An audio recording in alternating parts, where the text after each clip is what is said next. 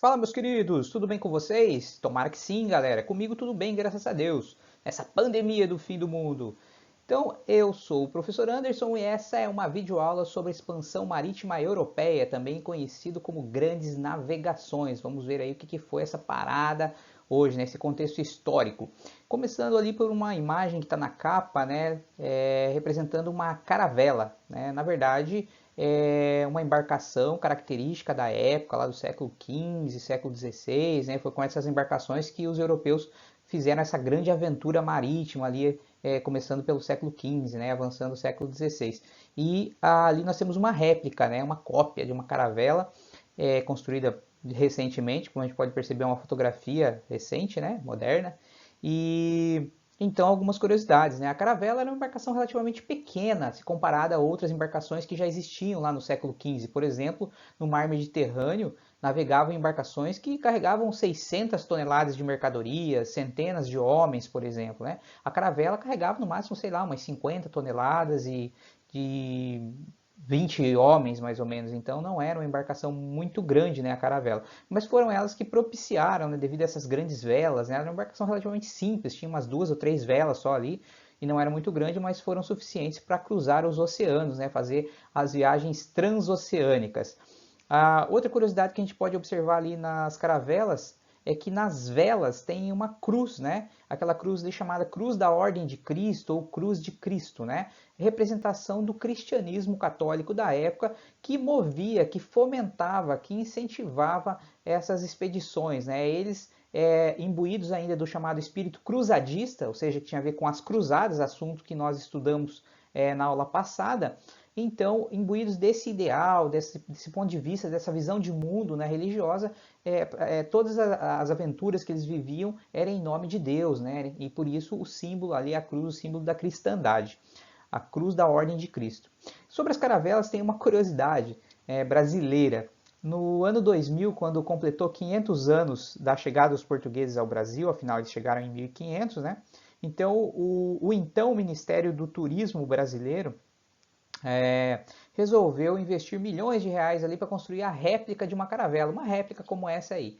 E, curiosa e tragicamente, a caravela afundou. Então, a gente pode observar que os portugueses eram mais competentes que nós para fazer uma caravela 500 anos antes, parceiro. Coisas do Brasil, né? Então, só uma curiosidadezinha aí para a gente começar. Vamos entender então o que foi esse contexto histórico aí da expansão marítima europeia, também conhecido como grandes navegações. Começando por uma definição do que foi esse contexto histórico aí. Então vou ler para vocês ali, ó. Expansão marítima europeia ou grandes navegações refere-se ao período compreendido entre os séculos XV e XVI, quando países europeus, notadamente Portugal e Espanha, transpuseram as barreiras reais e imaginárias dos oceanos, contactando e interligando o mundo, a partir de viagens marítimas que se caracterizavam como verdadeiras aventuras. Foi o período dos descobrimentos, entre aspas, vejam ali, notem as aspas, né? E do início da globalização, termo tão presente na atualidade. Então, uma definiçãozinha rápida, resumida, sintética do que foi esse contexto histórico, e agora nós vamos entender as suas respectivas características, beleza? Inclusive as aspas ali dos descobrimentos, eu vou explicar direitinho para vocês o porquê delas. Vamos falar primeiro dos antecedentes da expansão marítima europeia. Como que estava o contexto lá na Europa, né, antes dessa expansão, dessas aventuras marítimas? Qual foi o contexto em que elas ocorreram? Primeiro, então, vamos falar dos antecedentes. Galera, entre os séculos 11 e 13 ocorreram as cruzadas, aquelas expedições militares de cunho religioso em direção à Terra Santa, promovidas pela Igreja Católica, pela cristandade católica, né, onde teve a participação de pessoas do povo, de populares, teve a participação de reis, teve a participação de cavaleiros, de nobres, teve a participação de crianças, inclusive, que nós vimos lá. Foram várias cruzadas, né, mais ou menos 12 ao todo lá. E essas cruzadas, a gente viu que no contexto geral, como nós já tivemos essa aula sobre isso, né, elas fracassaram desse ponto de vista, elas não conseguiram seu objetivo final, né, o objetivo central, que era reconquistar Jerusalém das mãos dos que eles chamavam de infiéis, os muçulmanos. Tá?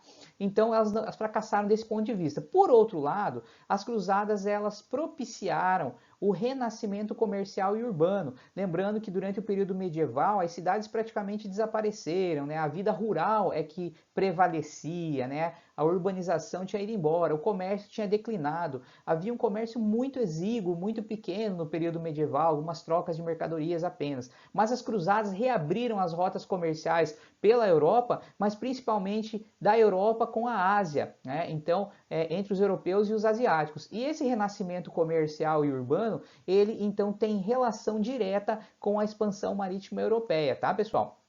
Por exemplo, gradualmente entre os séculos 13 e 14, então a partir desse renascimento comercial e urbano propiciado pelas cruzadas, gradualmente foi sendo substituída a agricultura de subsistência, que era aquela simplesmente para manter as pessoas vivas na Europa, pelo comércio. Então houve gradualmente uma necessidade maior pela fabricação, pelo surgimento de novas mercadorias, né, pela busca de outras mercadorias para comercializar no mercado europeu. E essa necessidade também tem a ver, portanto, né?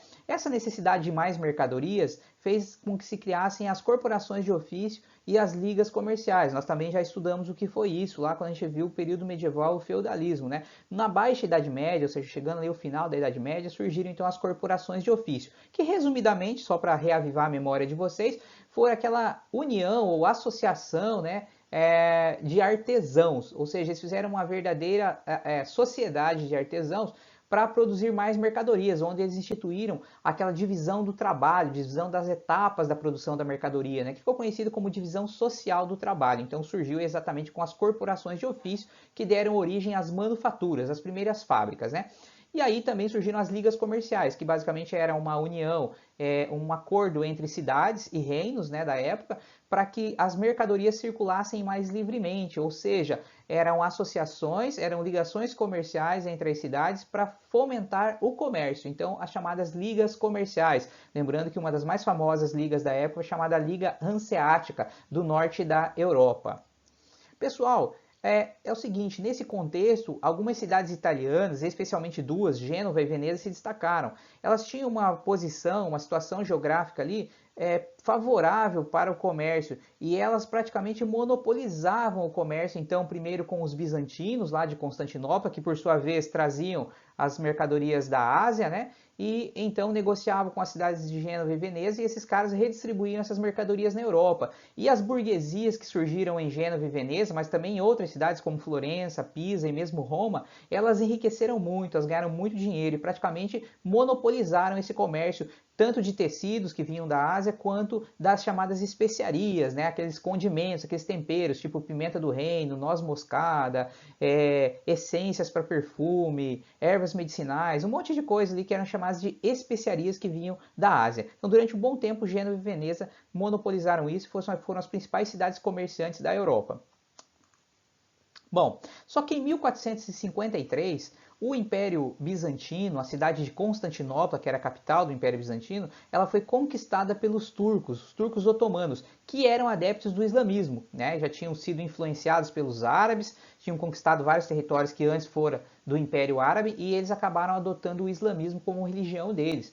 E os turcos então tomaram Constantinopla em 1453 e isso, devido a uma rivalidade que já pré-existia entre cristãos e muçulmanos, os turcos resolveram cortar as rotas comerciais e os negócios ali com os europeus. E aí as coisas se complicaram. De certa forma, então, isso tem relação também com a expansão marítima, porque surgiu a necessidade de encontrar novas rotas comerciais, já tanto por terra quanto pelo mar Mediterrâneo, haja vista que os turcos estavam cortando essas rotas e dificultando as coisas. Então estava difícil, não tinha mais como trazer as especiarias para a Europa, tão apreciadas e tão valorizadas no mercado europeu.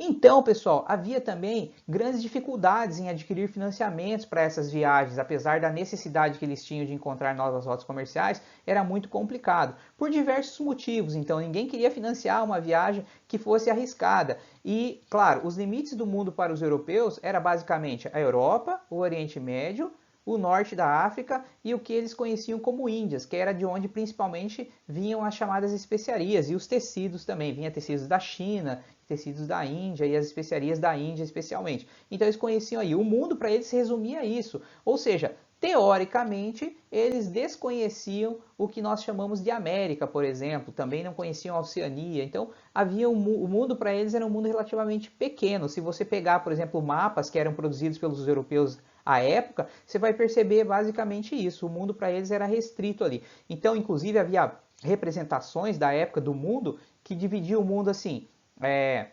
Ásia, África e Europa, só isso. E a, inclusive se atribuía, de acordo com a Bíblia, né, já que o cristianismo era muito presente lá entre os europeus, né, então se dividia da seguinte maneira: a Europa era de um dos filhos do Noé, a África de outro e a Ásia de outro. A Ásia era do Sem, do filho de Noé, né, a África era do Cã e a Europa do Jafé.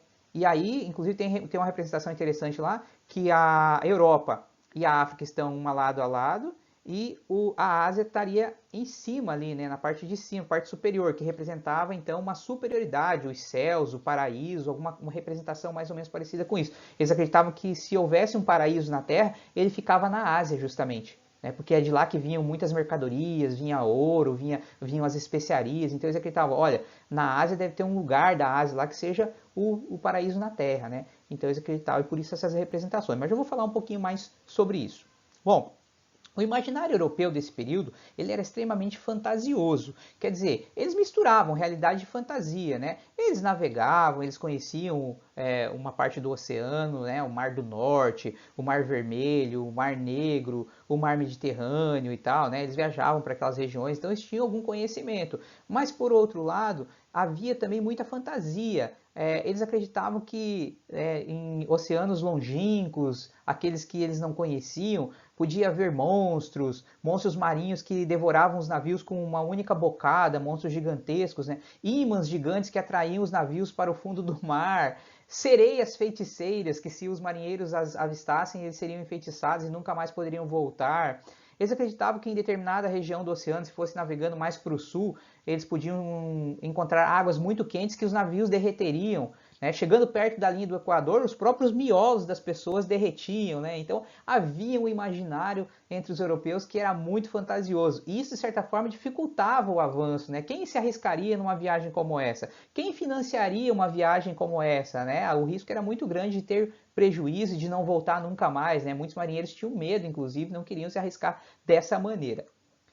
Galera, inclusive lá em Portugal tinha um ditado popular, né, que dizia assim: se queres aprender a rezar, arrisca-te no mar. Quer dizer, eles tinham muito medo, apesar de grande conhecimento, apesar de viverem no mar. Os portugueses, por exemplo, que viviam na Península Ibérica, né, que é um local então no mar, próximo do mar, né, rodeados de mar, de água, eles também tinham esses temores todos, né, devido a esse imaginário fantasioso. Claro que o mar tinha seus perigos verdadeiros, né, os ventos, as marés e as tempestades e tudo mais, né? Mas o imaginário também contribuía para esse temor, para esse medo que era gerado entre eles. Eles também, durante um bom tempo, né, não conheciam muito bem a geografia, né, não sabiam traçar muito bem os mapas eram muito imprecisos, que eles chamavam de cartas de marear, né, então eles faziam mapas, mas o mapa normalmente era um instrumento de navegação também, né, uma orientação. Eles não eram muito precisos, né, os instrumentos náuticos eram precários também e as embarcações não eram muito adequadas, então durante um bom tempo eles não conseguiram ir além do mar Mediterrâneo, daquelas navegações que eram chamadas de navegação de cabotagem, atribuída acho que a um navegador italiano, eu não lembro se é Francisco Caboto, sei que o sobrenome dele é Caboto e por isso vem o termo navegação de cabotagem, que significa navegar ao longo da costa, sem perder a costa de vista, porque se perdesse a costa de vista era um perigo. Inclusive, além desses monstros todos que o mar podia ter, desses perigos todos, né, acreditava-se na planicidade da Terra, né? Acreditava-se que a Terra era plana e que, portanto, ela era finita, né? É uma Terra que estava, por exemplo, em cima de uma plataforma, né? Retangular ou quadrada, alguma coisa assim, que estava apoiada em cima de monstros tipo serpentes, crocodilos, tartarugas gigantes, coisas do tipo. E tem representação dessa lá na Europa da época, né? E que o barco, o navio, se ele fosse navegando sempre naquela direção, ele ia chegar ao fim. O mundo seria finito, né? e teria uma espécie de cachoeira gigante ali, o mar caía para lá. E se o navio fosse ali, ele caía. Inclusive, eles acreditavam que se chegasse nesse ponto, o navio cairia eternamente, ou seja, ele nunca se espatifaria no chão, em qualquer lugar. Ele ficaria para sempre caindo, né? Então, era infinito isso, né? Então, essas crenças estavam na época. Claro que em dado momento também teve gente que defendesse outras coisas, não por acaso, né, eles conseguiram chegar à América e dar a volta ao mundo, esse tipo de coisa, porque teve gente corajosa o suficiente, né, para acreditar também em outras possibilidades, em outras hipóteses, por exemplo, na esfericidade da Terra. Mas, durante um bom tempo, isso foi muito complicado. Acontece que na Europa, ali, quando chegou no século XIV, século XV, a Europa passou por uma grave crise, pessoal, uma grave carestia de alimento, tinha muitos conflitos, muitas guerras, né? As epidemias proliferavam, lembrando que no século XIV teve a chamada peste negra, lá a gente estudou também, né? Que matou 1/3 da população europeia. Então, as terras já não comportavam mais a população, porque aconteceu o seguinte, no século XIV, até o século XIV houve um aumento populacional. Daí no século XIV teve uma redução por causa das epidemias, mas ao longo do século XV a população volta a crescer. Então as terras já não eram mais suficientes para alimentar toda essa gente, faltava comida, faltava um monte de coisas. Então havia uma crise na Europa, uma crise econômica e que gerava uma crise política e social também. Então se expandir, conhecer novos lugares, trazer novas mercadorias, fazer novos negócios era fundamental para os europeus nesse período. Então tudo isso incentivava, então tinha os desincentivos, as desmotivações por causa dos perigos, dos riscos e tudo mais, mas havia inúmeras motivações para que eles fizessem essas viagens também, empreendessem essas aventuras. Então, como eu disse anteriormente, eles tinham uma crença lá, uma esperança no além-mar. Ou seja, eles acreditavam no paraíso terrestre, um mundo cheio de riquezas. Inclusive, na Europa circulava que tinha um reino na Ásia, né, que era chamado Reino do Prestes João. Quem era Prestes João? Um rei cristão que estava em domínios muçulmanos, né, por conta aí das cruzadas. Então se criou nesse imaginário também a existência desse paraíso na Terra, um lugar onde os rios emanavam leite e mel, a terra era fértil, tinha muitos metais preciosos, né, que eram muito valorizados na Europa, enfim, mas que também havia uma ideia oposta a essa, que nesses reinos podia também ser dominados pelo demônio, e que quem fosse lá tinha monstros terríveis com olhos na barriga, 2 cabeças, esse tipo de coisa. Enfim, o imaginário europeu. Realmente os caras, olha, cheiravam uma coisa, né? Porque, meu Deus, que imaginação fértil, né? Para conseguir produzir todas essas coisas. Realmente, então, isso fazia parte do imaginário deles.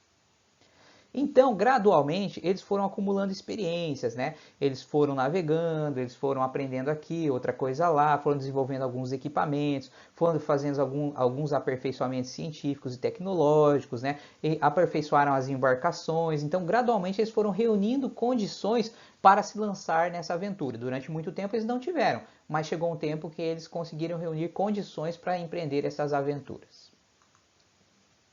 E aí, cara, para financiar essas viagens, surgiu uma verdadeira parceria entre a burguesia e o Estado da época, né? Os burgueses eram os grandes comerciantes, eram os grandes empreendedores. E o Estado, então, era formado, encabeçado pelos reis da época, né? Principalmente pelos reis absolutistas, que fomentavam, incentivavam os negócios dos burgueses. Então, a centralização do poder nas mãos dos reis, o absolutismo monárquico, né, em detrimento da descentralização característica do feudalismo, característica da Idade Média, nesse momento, então, a centralização ela foi fundamental para os negócios dos burgueses. E essa parceria entre a burguesia e o Estado foi fundamental para financiar as viagens, essas aventuras marítimas aí.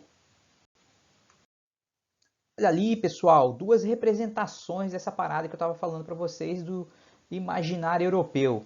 À esquerda nós vemos ali uma representação, né, onde o mar está povoado de monstros, galera. Vejam lá, ó, cara, parece que uma lagosta gigante, sei lá, um cavalo gigante ali no mar. A embarcação sendo destroçada por uma baleia que solta um jato de água e sangue pelas ventas. Meu Deus do céu, cara. Polvos enormes, maiores do que 2, 3 navios.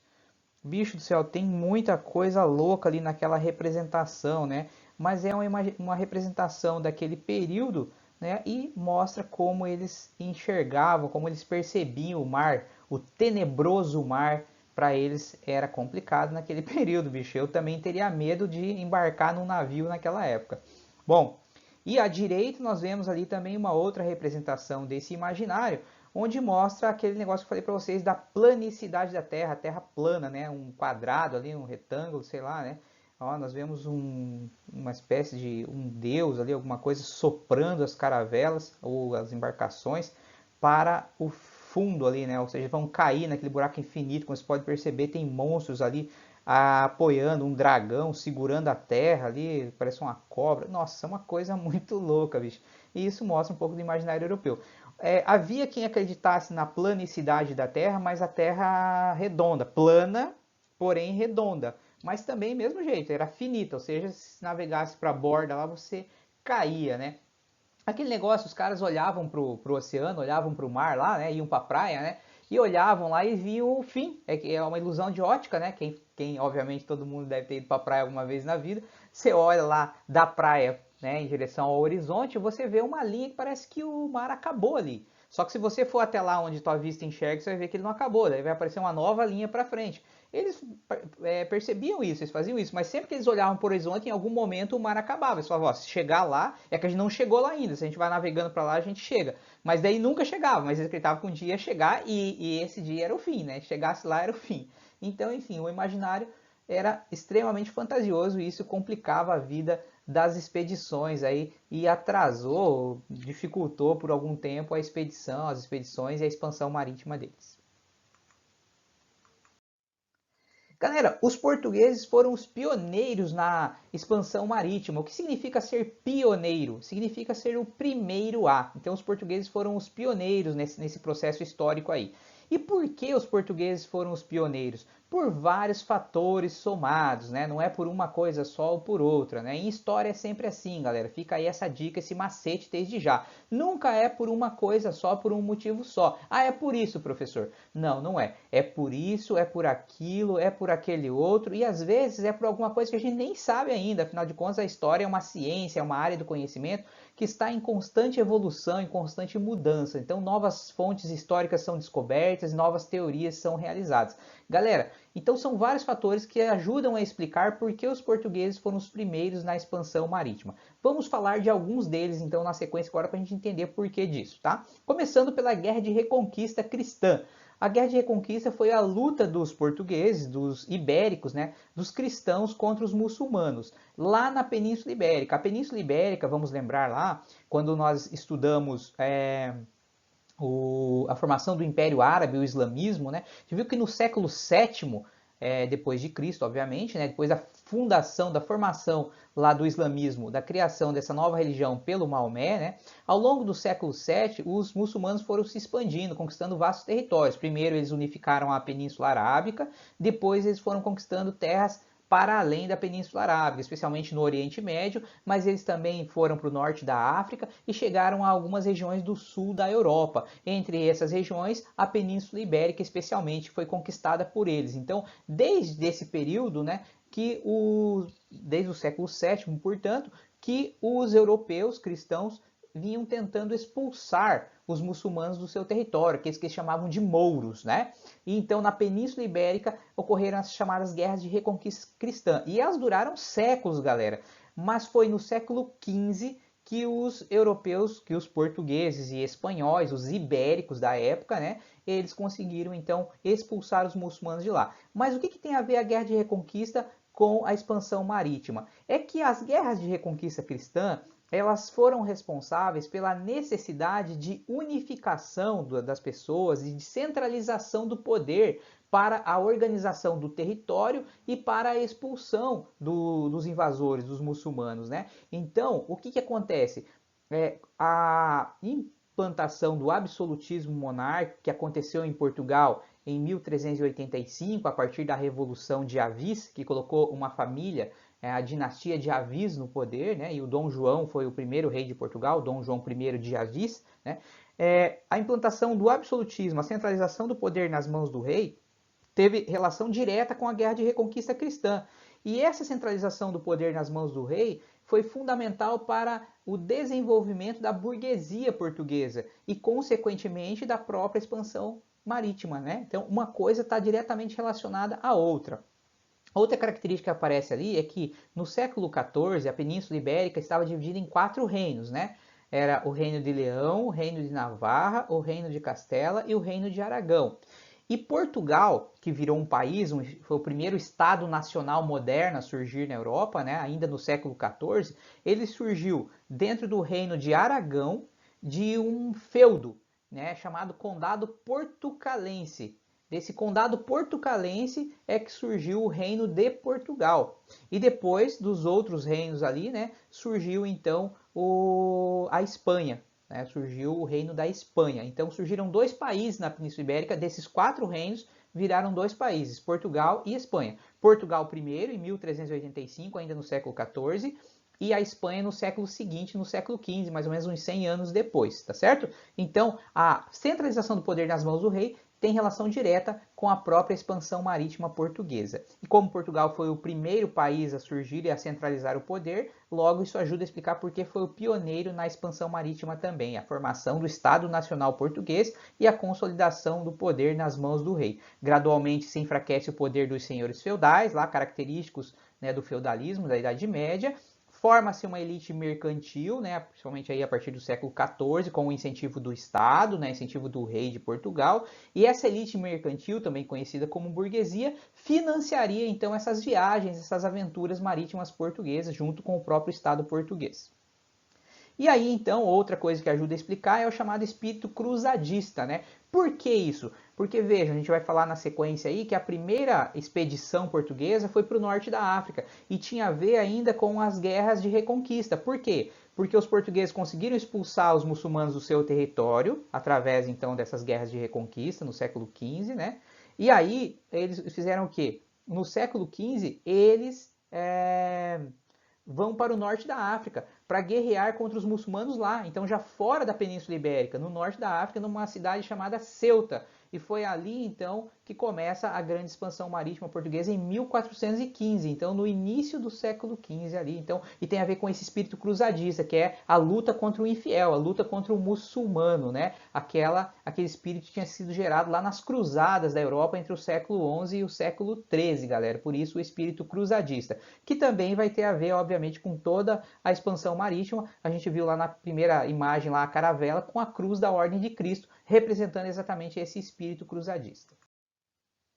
Olha aí, galera, então a imagem ali da cruz da Ordem de Cristo, pessoal, grande símbolo da cristandade, espírito dos cruzados, né? E a cruz que ornava as caravelas ali, as embarcações entre os séculos XV e XVI. E ali à direita nós temos o Dom João I de Portugal, mestre de Avis, ou seja, o primeiro rei de Portugal, representante da dinastia de Avis. A dinastia de Avis, essa família, né, ficou no poder praticamente uns 200 anos, ali entre 1385, quando aconteceu a Revolução de Avis, que alçou Dom João I ao poder, e 1580, quando a coroa portuguesa foi acoplada pelo rei da Espanha. Isso mesmo, houve um período chamado de União Ibérica, ali entre 1580 e 1640, é um assunto que a gente vai trabalhar um pouquinho mais adiante, mas a chamada União Ibérica, a Espanha acoplou a coroa portuguesa, então aí acaba a dinastia de Avis, que ficou no poder aproximadamente 200 anos. E esse foi o primeiro rei de Portugal, então. Alguns estão olhando ali para a cruz da Ordem de Cristo e já devem estar pensando, ah, o Vascão, né? O Vasco da Gama, o clube lá de futebol, né? Os torcedores do Vasco aí, fanáticos. Eu não sou vascaíno, galera, mas respeito todos os clubes de futebol, porque eu sou um apaixonado por futebol, o futebol é a minha grande paixão, então eu gosto muito de futebol, respeito todos os clubes, ó, fazendo média com todo mundo aí, né? Na verdade, então, eu não sou vascaíno, mas tem uma tretazinha aí envolvendo esse símbolo aí do Vasco. Vamos ver qual que é? Olha lá, ó, então temos ali 2 camisas de clubes de futebol tradicionais no Brasil, né? O Clube de Regatas Vasco da Gama, que tem a camisa ali então à esquerda, né? Aquela camisa preta com uma faixa branca e uma cruz vermelha, né? Que muitos estão pensando, ah, tá lá, ó, professora, Cruz da Ordem de Cristo. E alguns vão dizer, ah, não, professor, é a Cruz de Malta. Então tem uma querelazinha em torno disso aí, nós já vamos falar sobre ela. E à direita nós temos a camisa da Portuguesa, um clube de futebol lá de São Paulo, tradicional também, né? O Vasco foi fundado, se eu não me engano, em 1898. E é clube de regatas, porque nessa época os clubes, vamos dizer assim, da elite carioca lá, né? Disputavam regatas de remo lá, canoagem, esse tipo de coisa, né? E aí foi criado esse clube de regatas Vasco da Gama, acho que em 1898, finalzinho do século XIX, se não me engano, e foi um grande campeão também de regatas lá e tal. Eles se orgulham de ter sido o primeiro clube a defender políticas antirracistas, né? Contra o racismo, portanto, né? E o Vasco da Gama, então, gradualmente também pôde permitir que afrodescendentes pudessem participar do clube e tudo mais, né? Também o próprio Fluminense do Rio de Janeiro se orgulha de ter tido o primeiro jogador de futebol a ser afrodescendente no seu quadro lá, enfim. Que bom, né? Ainda bem que esses clubes se orgulham disso. Ah, e a Portuguesa ali, né? O clube lá de São Paulo também tem uma cruz ali, né? A gente pode perceber que uma cruz é um pouco diferente da outra, aliás, é bem diferente, né? Já vou falar um pouquinho sobre isso.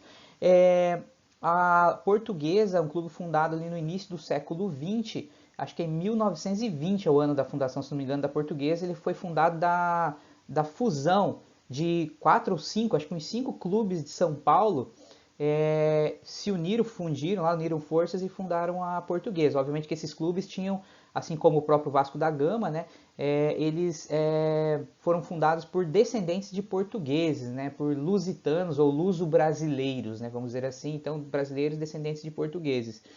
Então, tanto um clube quanto o outro, por isso a homenagem, né? Não é por acaso, obviamente. E a Portuguesa, especialmente lá em São Paulo, foi fundada da fusão de uns 4 ou 5 clubes. Inclusive, um deles era Lusíadas Futebol Clube, se não me engano, lá, em homenagem aos Lusíadas, né? Do Luiz Vaz de Camões. E a gente vê a cruz ali, que é o símbolo, era o símbolo dos portugueses, das caravelas e tudo mais, e por isso, então, essa homenagem desse clube aí brasileiro, que já, enfim, já conquistou muitos títulos, etc e tal. Ele é muito lembrado, eu mesmo lembro muito da Portuguesa, por causa de um jogador em especial, que foi o Denner. Não sei se vocês já ouviram falar, vocês são muito jovens, né? Ele faleceu no auge da carreira, ele estava jogando, se eu não me engano, no Grêmio na época, não tenho certeza. Você estava jogando no Grêmio? Não lembro agora, não tenho certeza absoluta. Ou no Vasco? Não, ele estava jogando no Vasco. Opa, ele jogou na Portuguesa, depois ele foi pro Grêmio, depois ele foi pro Vasco. E foi quando ele faleceu, ele jogava no Vasco, galera. Olha que coincidência, né? Isso foi coincidência mesmo, cara. Esse Denner aí começou a carreira na Portuguesa e depois finalizou a carreira no Vasco. Foi quando ele tragicamente faleceu num acidente de trânsito, né, de automóvel. E ainda muito jovem, no auge da carreira, e provavelmente fosse para a seleção brasileira. O cara jogava demais. Eu, particularmente, tive o prazer de ver esse cara jogando pessoalmente, né? E o cara era craque, ele jogava demais mesmo. Então eu lembro muito do Denner com a camisa, principalmente da Portuguesa, que foi onde ele apareceu, ele se destacou para o futebol.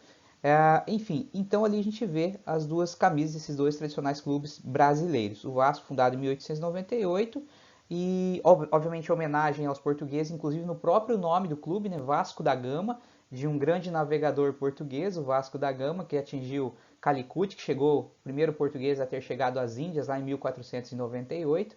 Né? E todo o uniforme, toda a camisa ali é em homenagem, né? Porque, veja, o preto, que é o original da camisa do Vasco, né? Tem uma camisa branca também, mas seria, teoricamente, uma segunda camisa, né? A original mesmo seria a preta. Por quê? Porque o preto representaria o escuro do mar, do oceano, né? Ou seja, daquelas incertezas, todos aqueles temores, aqueles medos que o oceano despertava nos europeus e nos portugueses naquele período das grandes navegações, né? Essa faixa branca significaria então um facho de luz que iluminou o caminho para que eles conseguissem fazer essa grande aventura e descobrir novos mundos, né? Vamos, entre aspas, né? Novos mundos, ou os outros mundos, como eles chamavam também, entre aspas. E a cruz vermelha ali, que seria a representação da cristandade, do espírito cruzadista e tudo isso, né? Então a cruz está representando ali. E aí tem essa polêmica, né, sobre a cruz. E como eu falei, dá para perceber uma diferença entre essa cruz aqui e essa. A da portuguesa se aproxima mais da cruz da Ordem de Cristo, e está mais parecida, tem pequenas diferenças, mas é a cruz da Ordem de Cristo, né? E essa do Vasco que dizem que é a cruz de Malta. E aí, então não seria a cruz da Ordem de Cristo, né? Mas aí tem uma polêmicazinha, já vamos falar sobre ela então. A cruz que ornava as caravelas das grandes navegações era a cruz da Ordem de Cristo. Era para ser isso. Mas por razões que agora não adianta nós querermos discutir, a cruz que foi colocada ali foi um pouco deturpada. E se chamou aquilo de Cruz de Malta. Então já estamos falando de um segundo nome. O primeiro seria Cruz de Cristo. Depois falamos de Cruz de Malta. E o Vasco ficou conhecido como o Clube da Cruz de Malta, o Clube Cruz Maltino. Entretanto, aquela que deveria ter sido colocada, a Cruz de Cristo, não foi colocada. Foi colocada essa Cruz de Malta, que na verdade nem é a Cruz de Malta. Ela se aproxima mais de uma outra cruz, que é a Cruz Pátria. Então foi essa mistura que acabou acontecendo e houve esse ferimento do elemento histórico. Era para ser a Cruz de Cristo e ponto final. Quem disse isso foi o João Ernesto da Costa Ferreira, diretor de Patrimônio Histórico do Vasco em 2010, ao repórter Marcelo Monteiro. E ali a gente vê essa querela sobre a questão do símbolo ali do Vasco da Gama, né? Como ele está dizendo, era para ter sido fiel ao elemento histórico, né? Contar a história do Vasco da Gama, das caravelas, né? Dos feitos portugueses, das grandes navegações. E, no entanto, aquela cruz que está ali, que o pessoal chama de Cruz de Malta, era para ter sido a cruz da Ordem de Cristo, que é diferente, como nós vimos, e eles chamam de Cruz de Malta, que nem é, porque a Cruz de Malta é diferente daquela ali. Aquela cruz que está no símbolo, que é o símbolo da camiseta do Vasco, ela se aproxima mais de uma outra cruz, que chama Cruz Pátria, galera. Se tiverem curiosidade aí de pesquisar, vocês vão perceber isso tranquilamente, né? Não tem problema nenhum no final das contas, né? O que vale é a paixão pelo futebol, é a paixão pelo clube, né? Então, mas volta e meia o pessoal comete essas gafes aí, esses erros históricos, né? Por isso que é importante estudar história, pesquisar primeiro quando se quer fazer as homenagens e tudo mais, né? Então tem essa tretazinha aí sobre o símbolo do Vasco, dentre os próprios vascaínos, no final das contas, a gente pode perceber ali, o cara era diretor do patrimônio histórico do Vasco. Mas é isso aí. Pessoal, ainda falando sobre o pioneirismo português. Então, nós falamos primeiramente lá de algumas características, alguns fatores que ajudam a explicar por que os portugueses foram os primeiros a se expandir pelo oceano, a praticar as grandes navegações, né? E agora vamos falar de mais alguns aspectos que ajudam a explicar isso, né? A situação geográfica favorável, com certeza, é um desses fatores. Por quê? Portugal era uma península, né? Ficava numa península, a Península Ibérica. E a definição de península é uma porção de terra banhada por água, por mar, por exemplo, por três lados e um outro que se liga ao continente. Então, mais ou menos é isso, uma península. Logo, essa proximidade do mar e as atividades marítimas que os portugueses desenvolviam há séculos contribuem, ajudam a explicar. Então, a posição geográfica favorável para a expansão marítima. Também a tradicional pesca que os portugueses desempenhavam há muito tempo para a própria sobrevivência deles, para o comércio e tal, da sardinha e do bacalhau, galera. Quem nunca ouviu falar do famoso bacalhau português? Então, realmente, bolinho de bacalhau, esse tipo de coisa, né? Então, os portugueses, eles já desempenhavam essas atividades por causa da proximidade deles no mar e tinham essa tradição há muito tempo, né, galera? Então, isso ajuda a explicar também. Outra coisa, tem um certo mito paira sobre a tal escola de Sagres, se ela realmente existiu ou não. Se ela existiu, e muitos acreditam que ela tenha existido, talvez não dessa maneira, como a gente conhece escola hoje, né? Não como o IFSC, né? Mas alguns acham que era o IFSC da época, né? Onde se fazia a sistematização do ensino de conhecimentos e técnicas de navegação. E essa escola era dirigida diretamente pelo filho do rei de Portugal, o chamado Infante Dom Henrique. Infante é porque ele era um nobre, né? Ele era o filho do rei, porém ele não era o herdeiro do trono. Né? Sempre tem aquela sequência, uma espécie de hierarquia lá de quem vai suceder quem, né? E ele não era o herdeiro do trono, então ele era um infante, o infante Dom Henrique, filho do Dom João I. Dizem que ele dirigia uma escola que sistematizava o ensino de conhecimentos e técnicas de navegação, ou seja, era o IFSC da época para formar técnicos em navegação, mais ou menos isso, né, galera?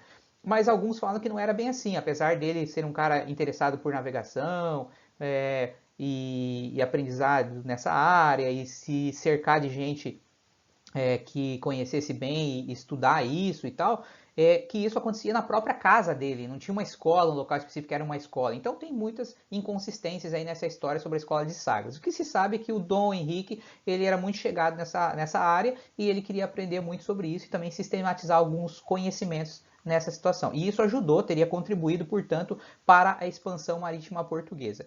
Também o aperfeiçoamento técnico de instrumentos náuticos, como por exemplo a bússola, que tem aquele esquema lá, eu acho que é para o Polo Norte, que a agulha aponta, se não me engano, né? Apontar para o Polo Norte. E alguns achavam, inclusive, que tinha poderes demoníacos a bússola, né? Então era um imaginário muito fértil, né? Então a gente tinha medo da bússola naquele período. Desenvolveram a bússola, o quadrante, que eles faziam, então traçavam linhas lá muito precisas, né, para poder navegar. O astrolábio, que era um equipamento, alguns dizem que foi desenvolvido pelos chineses, que teria chegado até Portugal pelos muçulmanos, que os muçulmanos também teriam essa capacidade, porque os árabes, eles viviam na Península Arábica, né, lembrando lá, e eles andavam pelo deserto, e pelo deserto as paisagens mudam muito rapidamente com as tempestades de areia, é tudo muito parecido, então eles desenvolveram uma habilidade de se orientar pelas estrelas, pelas constelações, né?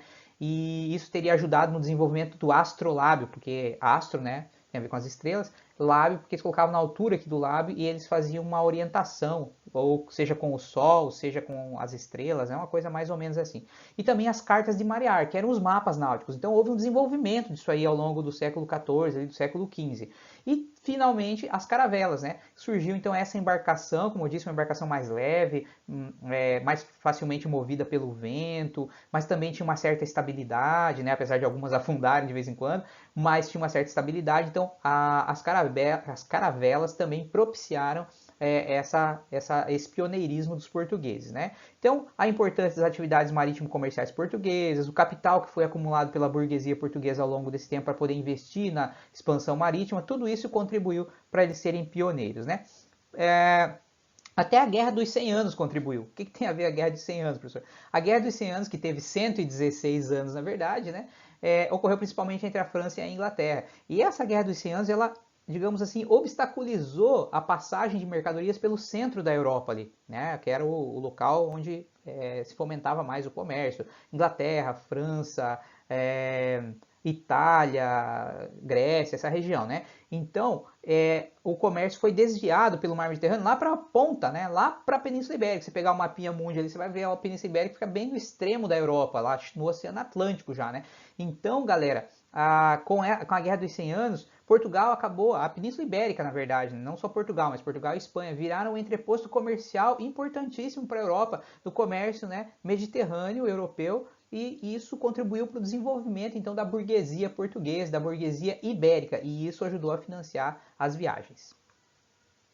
E, finalmente, mais um motivo que pode ter até outros, né, mas eu acho que já está bom, de bom tamanho, suficiente para a gente compreender, a falta de terras cultiváveis lá em Portugal e a busca por alimentos. Então, os portugueses precisavam buscar alimentos em outros lugares, em outros países, em outros territórios, para se alimentar, porque em Portugal não tinha muitas terras férteis, né? E não dá para ficar vivendo só de sardinha e de bacalhau, né, cara? Então, basicamente, isso também ajudou os portugueses a quererem, a buscarem, a correrem atrás de encontrar novas rotas comerciais e se lançarem ao mar. Então, é um conjunto de fatores, como vocês puderam perceber. E é muita coisa somada para ajudar a explicar por que eles foram os primeiros a.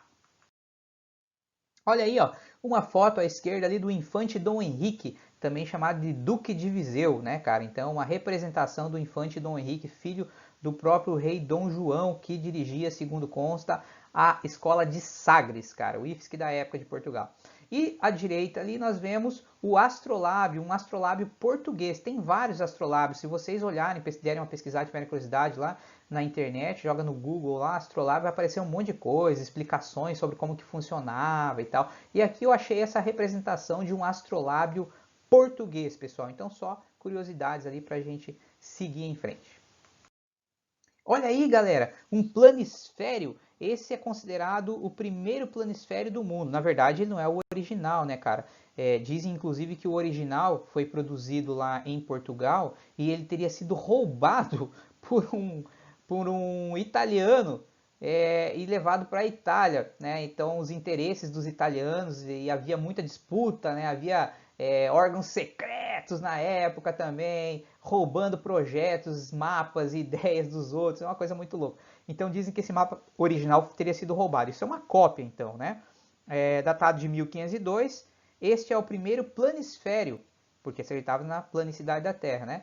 Que apresenta a maior parte dos descobrimentos portugueses, incluindo o Brasil. Trata-se provavelmente de cópia de um protótipo elaborado em Lisboa. O planisfério é uma prova do avanço da cartografia e do desencantamento do mundo durante a expansão marítima. E a gente vê lá, cara, olha, o mais legal que me chama muita atenção nesse mapa é que apesar dele não ser fiel, fidedigno ao mapa atual, por exemplo, representação da Europa, da África, da Ásia e da própria América, ele não é tão fiel, não é uma imagem de satélite da NASA, mas se a gente pensar que ele foi produzido em 1502, cara, com a tecnologia, os conhecimentos que eles tinham à época, é muito preciso. Ele tem os contornos ali praticamente, ó, da África praticamente perfeitos, cara. Da América nem tanto, mas também tem uma certa fidedignidade ali, né? América Central, as ilhas, tudo.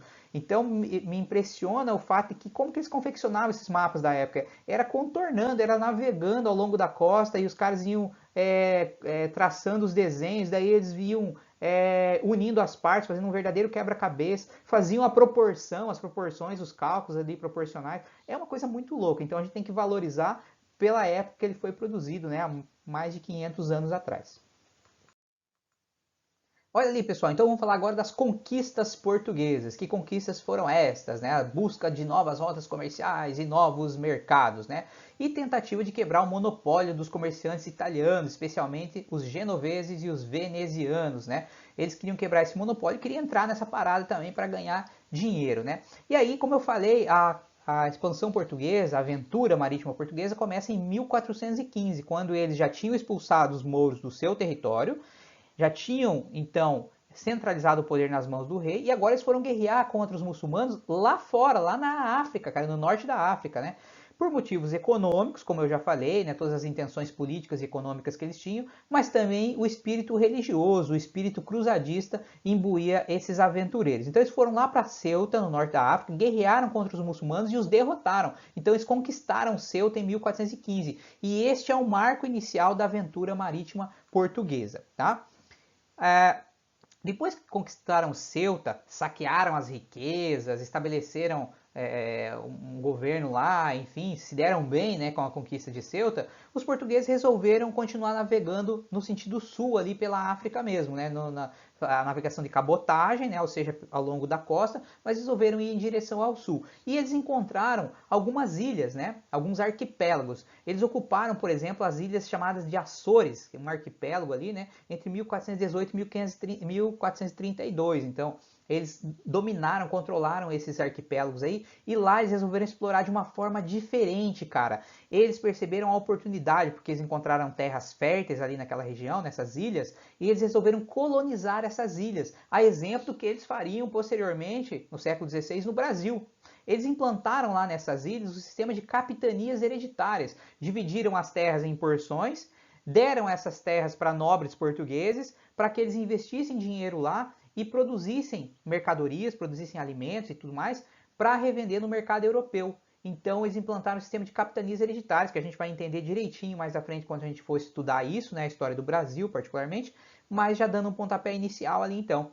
Então quando eles implantam as capitanias hereditárias no Brasil, eles já sabiam como fazer, porque eles já tinham implantado lá nas ilhas africanas, né? Depois eles implantaram esse sistema também em outras ilhas, por exemplo, Cabo Verde, São Tomé, Ilha da Madeira, né? E aí eles continuam navegando, eles gostaram da ideia de navegar ali pelo litoral da África, estava dando lucro para eles, estavam estabelecendo comércio com os africanos, estavam construindo as chamadas feitorias no litoral, que eram o quê? Nada mais eram do que entrepostos comerciais, esse é um conceito importante, tá? Feitorias, entrepostos comerciais. Eram portos onde eles atracavam seus navios e estabeleciam contato com os habitantes ali local do litoral, estabeleciam amizade com as tribos, entre aspas, né? E faziam negócios com eles, então através dessas feitorias. E eles vão em direção ao sul da África. A partir desse momento, então, eles já têm um outro objetivo. Eles pensavam em atingir as Índias contornando o litoral africano. Quer dizer, se eles conseguissem contornar toda a África, eles chegariam ao outro lado, que seria a Ásia. Essa era a ideia inicial dos portugueses. Então, atingir as Índias através do contorno do continente africano. Esse foi o grande projeto, então, dos portugueses aí do século XV, galera. E aí, como eu disse, né, anteriormente, aí eles vão fundando então as feitorias, que nada mais eram do que entrepostos comerciais. Lá para frente, quando eles chegaram ao Brasil, eles também estabeleceram entrepostos comerciais aqui no Brasil, as chamadas feitorias, para trazer os escravos, para estabelecer negócios com os brasileiros também. Olha aqui, ó, nós temos uma imagem do infante Dom Henrique conquistando Ceuta em 1415. É uma representação que fica na estação de São Bento, lá em Portugal, e foi produzida por um artista português chamado Jorge Colasso. É um painel de azulejos. Olha que arte maravilhosa, galera. E esse cara que está no centro da imagem em pé aqui, com um brasão desenhado na blusa dele aqui, que é o brasão símbolo da dinastia de Avis, da família dele, né, do pai dele lá. Então ele tá com esse brasão aí no peitoral, né, da dinastia de Avis, e a gente vê na bandeira ali também que os caras empunham, a gente vê o brasão da dinastia de Avis ali também, né? E então, às vezes, eu não sei se a gente consegue observar aqui em algum lugar alguma cruz, né? Porque normalmente a cruz estava ali também, né, a cruz da Ordem de Cristo, por causa do espírito cruzadista que movimentou, que fomentou essas conquistas portuguesas aí. Então o Dom Henrique conquistando o Ceuta ali através dessa representação já do século XX, né, do Jorge Colasso, está lá em Portugal, na estação de São Bento. Quando forem a Portugal, visitem a estação de São Bento e conheçam esse painel de azulejos. Olha lá, galera, continuando falando sobre as conquistas portuguesas. Muita gente pergunta, professor, mas por que os portugueses colonizaram o Brasil e não colonizaram a África? Quando eles estavam contornando a África, não era mais fácil eles terem colonizado a África? É que, na verdade, naquele momento, naquele contexto que eles estavam contornando a África, ali no século XV, o interesse deles era chegar às Índias para negociar especiarias. Esse era o grande negócio da época, isso que dava lucro. Eles não tinham interesse em colonizar o continente africano nesse período aí, né? O interesse em colonizar surgiu depois de colonizar o Brasil, né? Mas em colonizar a África, nesse momento, não. Eles só colonizaram algumas ilhas, como eu falei ali, né? E estabeleceram um sistema de capitanias hereditárias e as plantations, que também é outro conceito que a gente vai falar mais à frente. Então, eles não quiseram colonizar a África, eles queriam contornar a África para chegar às Índias. Esse era o grande projeto deles. Então, em 1434, o Gil Eanes dobrou o chamado Cabo Bojador, né? Então, um local que os cabos normalmente eram pontas de terra, porções, tipo penínsulas, que não era bem península, mas parecia, né? E que eram locais difíceis de fazer a navegação, né? Normalmente as marés, os ventos não ajudavam ali, havia muitas tempestades, então ele consegue dobrar o cabo bojador. Quando se dobrava um cabo, era sinal de que dava para ir à frente, então era um bom sinal, tá? A partir de 1453, surge então uma necessidade muito mais premente de buscar novas rotas comerciais. Por que mesmo? Vamos lembrar lá? O que aconteceu em 1453? A conquista de Constantinopla, capital do Império Bizantino, e o corte, a barreira para as rotas comerciais entre a Europa e a Ásia. Galera, então surgiu essa necessidade. E quem já estava à frente de todo mundo? Quem já tinha estava na dianteira da corrida? Os portugueses, que já estavam contornando a África para chegar às Índias através dessa nova rota. E os portugueses se empenham mais ainda, né? Porque vamos para frente. Em 1460, eles descobrem as Ilhas Cabo Verde. E por que essas ilhas seriam importantes? Por vários motivos, mas especialmente porque as Ilhas Cabo Verde elas serviriam de parâmetro para dois grandes acordos, dois grandes tratados que foram fechados, firmados entre Portugal e Espanha, a Bula Intercoetera e o Tratado de Tordesilhas, que nós já vamos falar para frente, né, o que significaram esses tratados. Em 1482, Diogo Cão atinge a foz do rio Zaire. Em 1486, o Dom João II organiza duas expedições para o Oceano Índico, olha que louco! Uma terrestre, comandada pelo Pero de Covilhã, e outra marítima, comandada pelo Bartolomeu Dias. Opa, esse nome não me é estranho, professor. Isso mesmo, vamos ver o que o Bartolomeu Dias fez. O Bartolomeu Dias nada mais fez do que dobrar o Cabo da Boa Esperança, que na verdade chamava-se Cabo das Tormentas. Bem no sul da África, se pegar o mapa da África lá, né? Quando chega lá no sul, onde fica a África do Sul, né? Hoje, lá fica o Cabo das Tormentas. E que depois que o Bartolomeu Dias conseguiu dobrar lá, cruzar, né? E embicar o navio em direção, então, ao norte, né? Mas em direção às Índias. Então, esse episódio marcou a aventura portuguesa, né? Em 1488. E aí o caminho estava aberto para as Índias, né? O Cabo da Boa Esperança fica lá na cidade onde fica Buffalo City, lá na África do Sul, galera. Inclusive, quando forem à África do Sul, visitem, né? O primo da minha esposa foi para lá recentemente e mandou umas fotos para mim. E eu fico triste porque eu queria ir também, mas não posso, né? A cascalho não permite. Enfim, um dia, se Deus quiser. Olha lá, galera, continuando falando sobre as conquistas portuguesas. Acontece, galera, que os portugueses estavam tentando contornar a África lá, né, para chegar às Índias, só que em 1492 os espanhóis entraram na corrida também. Eles conseguiram derrotar os muçulmanos em seu território, né, na chamada Guerra de Reconquista lá que a gente já falou, e eles conquistaram o reino de Granada em 1492, que era o último reduto, o último lugar onde os mouros, onde os muçulmanos estavam na Península Ibérica. Quando os espanhóis fazem isso, então o caminho está livre para eles. Agora eles resolvem entrar na corrida expansionista marítima também. E aí, como os portugueses já estavam contornando a África, os espanhóis falam, caraca, velho, como é que eu vou fazer agora? Para onde que eu vou? Aí que entra o nome de um aventureiro, um capitão de navegação chamado Cristóvão Colombo, na verdade, o Christopher Columbus. Eu sempre pergunto para os meus alunos na aula, né? O Cristóvão Colombo era português ou era espanhol? Na verdade, nenhum dos dois. Ele era genovês, ele era italiano, ele nasceu na cidade de Gênova, galera, uma das principais cidades comerciantes do mundo naquele período de grandes navegadores. Ele nasceu lá, o Christopher Columbus, né? A tradução para nós ficou Cristóvão Colombo. O Cristóvão Colombo nasceu em Gênova, mas ele, já adulto, mudou-se para Portugal. Ele era um grande navegador. Ele sabia que os portugueses estavam já na dianteira, nos pioneiros nas navegações, nas grandes navegações, né, contornando a África lá. E ele foi a Portugal e ele vivia enchendo o saco lá do rei Dom João II para aceitar o projeto dele de navegar sempre em direção oeste, ao invés de ficar contornando a África ali, que era mais complicado, navegar em direção oeste, que chegava mais rápido às Índias. Ele vivia falando isso. O rei de Portugal não se interessava, falava, não, cara, esse cara é doido, esse cara maluco, deve ter cheirado uma zorba violenta, né, cara? Que história é essa? Navegar pro oeste, o fim do mundo ali vai cair no barranco infinito. Esse cara é doido, né? Só que o Cristóvão Colombo acreditava na esfericidade da Terra, bicho. Ele leu umas obras lá de um cara chamado Ptolomeu, né? E o Ptolomeu dizia que a Terra era esférica e tal, dava para contornar o mundo e tudo mais. E ele acreditou nessa parada aí. E o Cristóvão Colombo, então, como ele não obteve êxito nos seus projetos lá em Portugal, ele foi para a Espanha. E daí ele começou a encher o saco dos reis da Espanha lá, no caso, o rei Fernando de Aragão e a rainha Isabel de Castela, ou Fernando de Castela, Isabel de Aragão, não sei, enfim, o reino de Castela e o reino de Aragão. E ele enche o saco desses caras lá com o projeto deles. Ocorre que agora, em 1492, quando os espanhóis conseguiram efetivamente unir o seu território, unificar o seu território e expulsar os mouros, o caminho está aberto para a expansão marítima. Mas Portugal está atrapalhando, porque Portugal está contornando a África. Então eles acreditam, pô, cara, vamos dar uma chance para esse cara aí.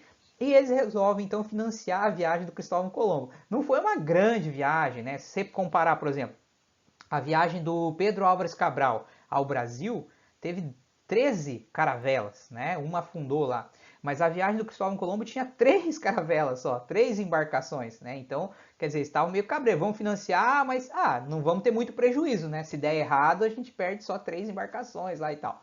Enfim, e deram crédito para esse cara. Não é que o cara estava certo? Os caras navegaram em direção oeste, levou, sei lá, 2 meses de viagem mais ou menos, e conseguiram chegar à América, bicho. Enquanto os portugueses estavam lá contornando a África para chegar às Índias, os espanhóis chegaram à América, né, em 1492 com o Cristóvão Colombo. E aí chamaram de descobrimento da América, né? Então volta e meia aparece nesses programas aí de auditório, quem descobriu a América? Daí os caras falam lá, Cristóvão Colombo, né? Na verdade, a palavra descobrimento ela é um pouco controversa. Por quê? Porque quando você usa o termo descobrimento, você tem duas questões. Você está primeiro negando a existência de outras pessoas lá, né? E isso é o principal ponto. Você nega que tenha seres humanos naquele lugar. Como que você descobriu? Você já tem gente lá? Essas outras pessoas descobriram então, né? Só se descobre um lugar que ninguém tá lá, que ninguém nunca foi lá. Aí você descobre um lugar. Agora, se já tem seres humanos, tem pessoas lá, você não descobriu. Então, durante muito tempo se utilizou esses termos tranquilamente, né? Até por causa do racismo e tudo mais. Mas hoje, né, esse termo caiu em desuso. Então, o termo descobrimento não é legal. Por quê? Porque principalmente os caras já sabiam que tinha gente lá, então não é descobrimento. A outra questão sobre descobrimento é, será que esses caras não sabiam da existência dessas terras? Então, no caso do Cristóvão Colombo, provavelmente não, porque ele imaginava que estava indo para as Índias, ele não sabia que tinha chegado à América, que era um outro continente, né? Ele acreditava ter chegado ao outro lado da Ásia, né? As Índias. Mas acabou chegando à América, portanto. Então tem essas questões aí, por isso o termo descobrimento entre aspas, tá, galera? Aí o que acontece? No ano seguinte à chegada do Cristóvão Colombo à América, Portugal e Espanha fazem um acordo, um tratado. Na verdade, acontece o seguinte: a Igreja Católica se beneficiava dessas viagens também, né? Abria a possibilidade de novos impostos, havia a possibilidade de ganhar novos fiéis para o cristianismo, aquela coisa toda, né? E da influência da própria igreja. Então vejam, as cruzes estavam lá nas caravelas e tal. Então o Papa estava muito atento na época, Alexandre VI, se não me engano, tá lá, Alexandre VI, ele, na verdade, já meio que autorizava, meio que abençoava, vamos dizer assim, a aventura marítima portuguesa, né? Porque via vantagem naquilo ali, podia dar certo, podia ser bom para a igreja, né?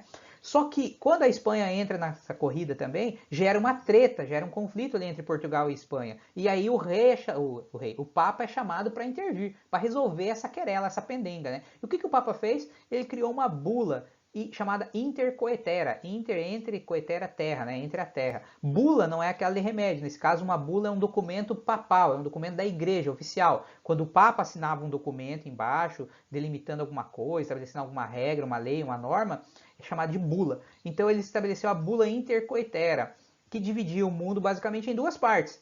Uma parte para Portugal, outra para Espanha. E qual era o ponto de referência? As Ilhas Cabo Verde, que eu falei lá anteriormente, né, aquele arquipélago. Então eles mediram 100 léguas a oeste de Cabo Verde. Uma légua equivalia mais ou menos hoje, vamos colocar aqui, é porque a légua variava de país para país, era de 4 a 6 quilômetros mais ou menos, entre 4 e 6 quilômetros variava de país para país. Vamos fazer um meio termo? 5 quilômetros, depois vocês calculam.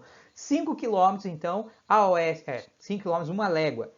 Então 100 léguas a oeste de Cabo Verde, então multiplica 5 por 100, né? Fácil, né? Muito bem, então 500, daria uns 500 quilômetros ali. Muito bem, o fato é que tudo que tivesse até 100 léguas a oeste de Cabo Verde pertenceria a Portugal. E tudo que tivesse além daquelas 100 léguas, das 100 léguas para frente, pertenceria à Espanha. E aí, esse tratado estabeleceu o quê? Se você olhar no mapa, eu vou mostrar aqui na sequência para vocês, o Portugal não pegou a América nesse tratado aí, na bula intercoetera. Portugal só teria pego a África e uma parte do oceano lá, né?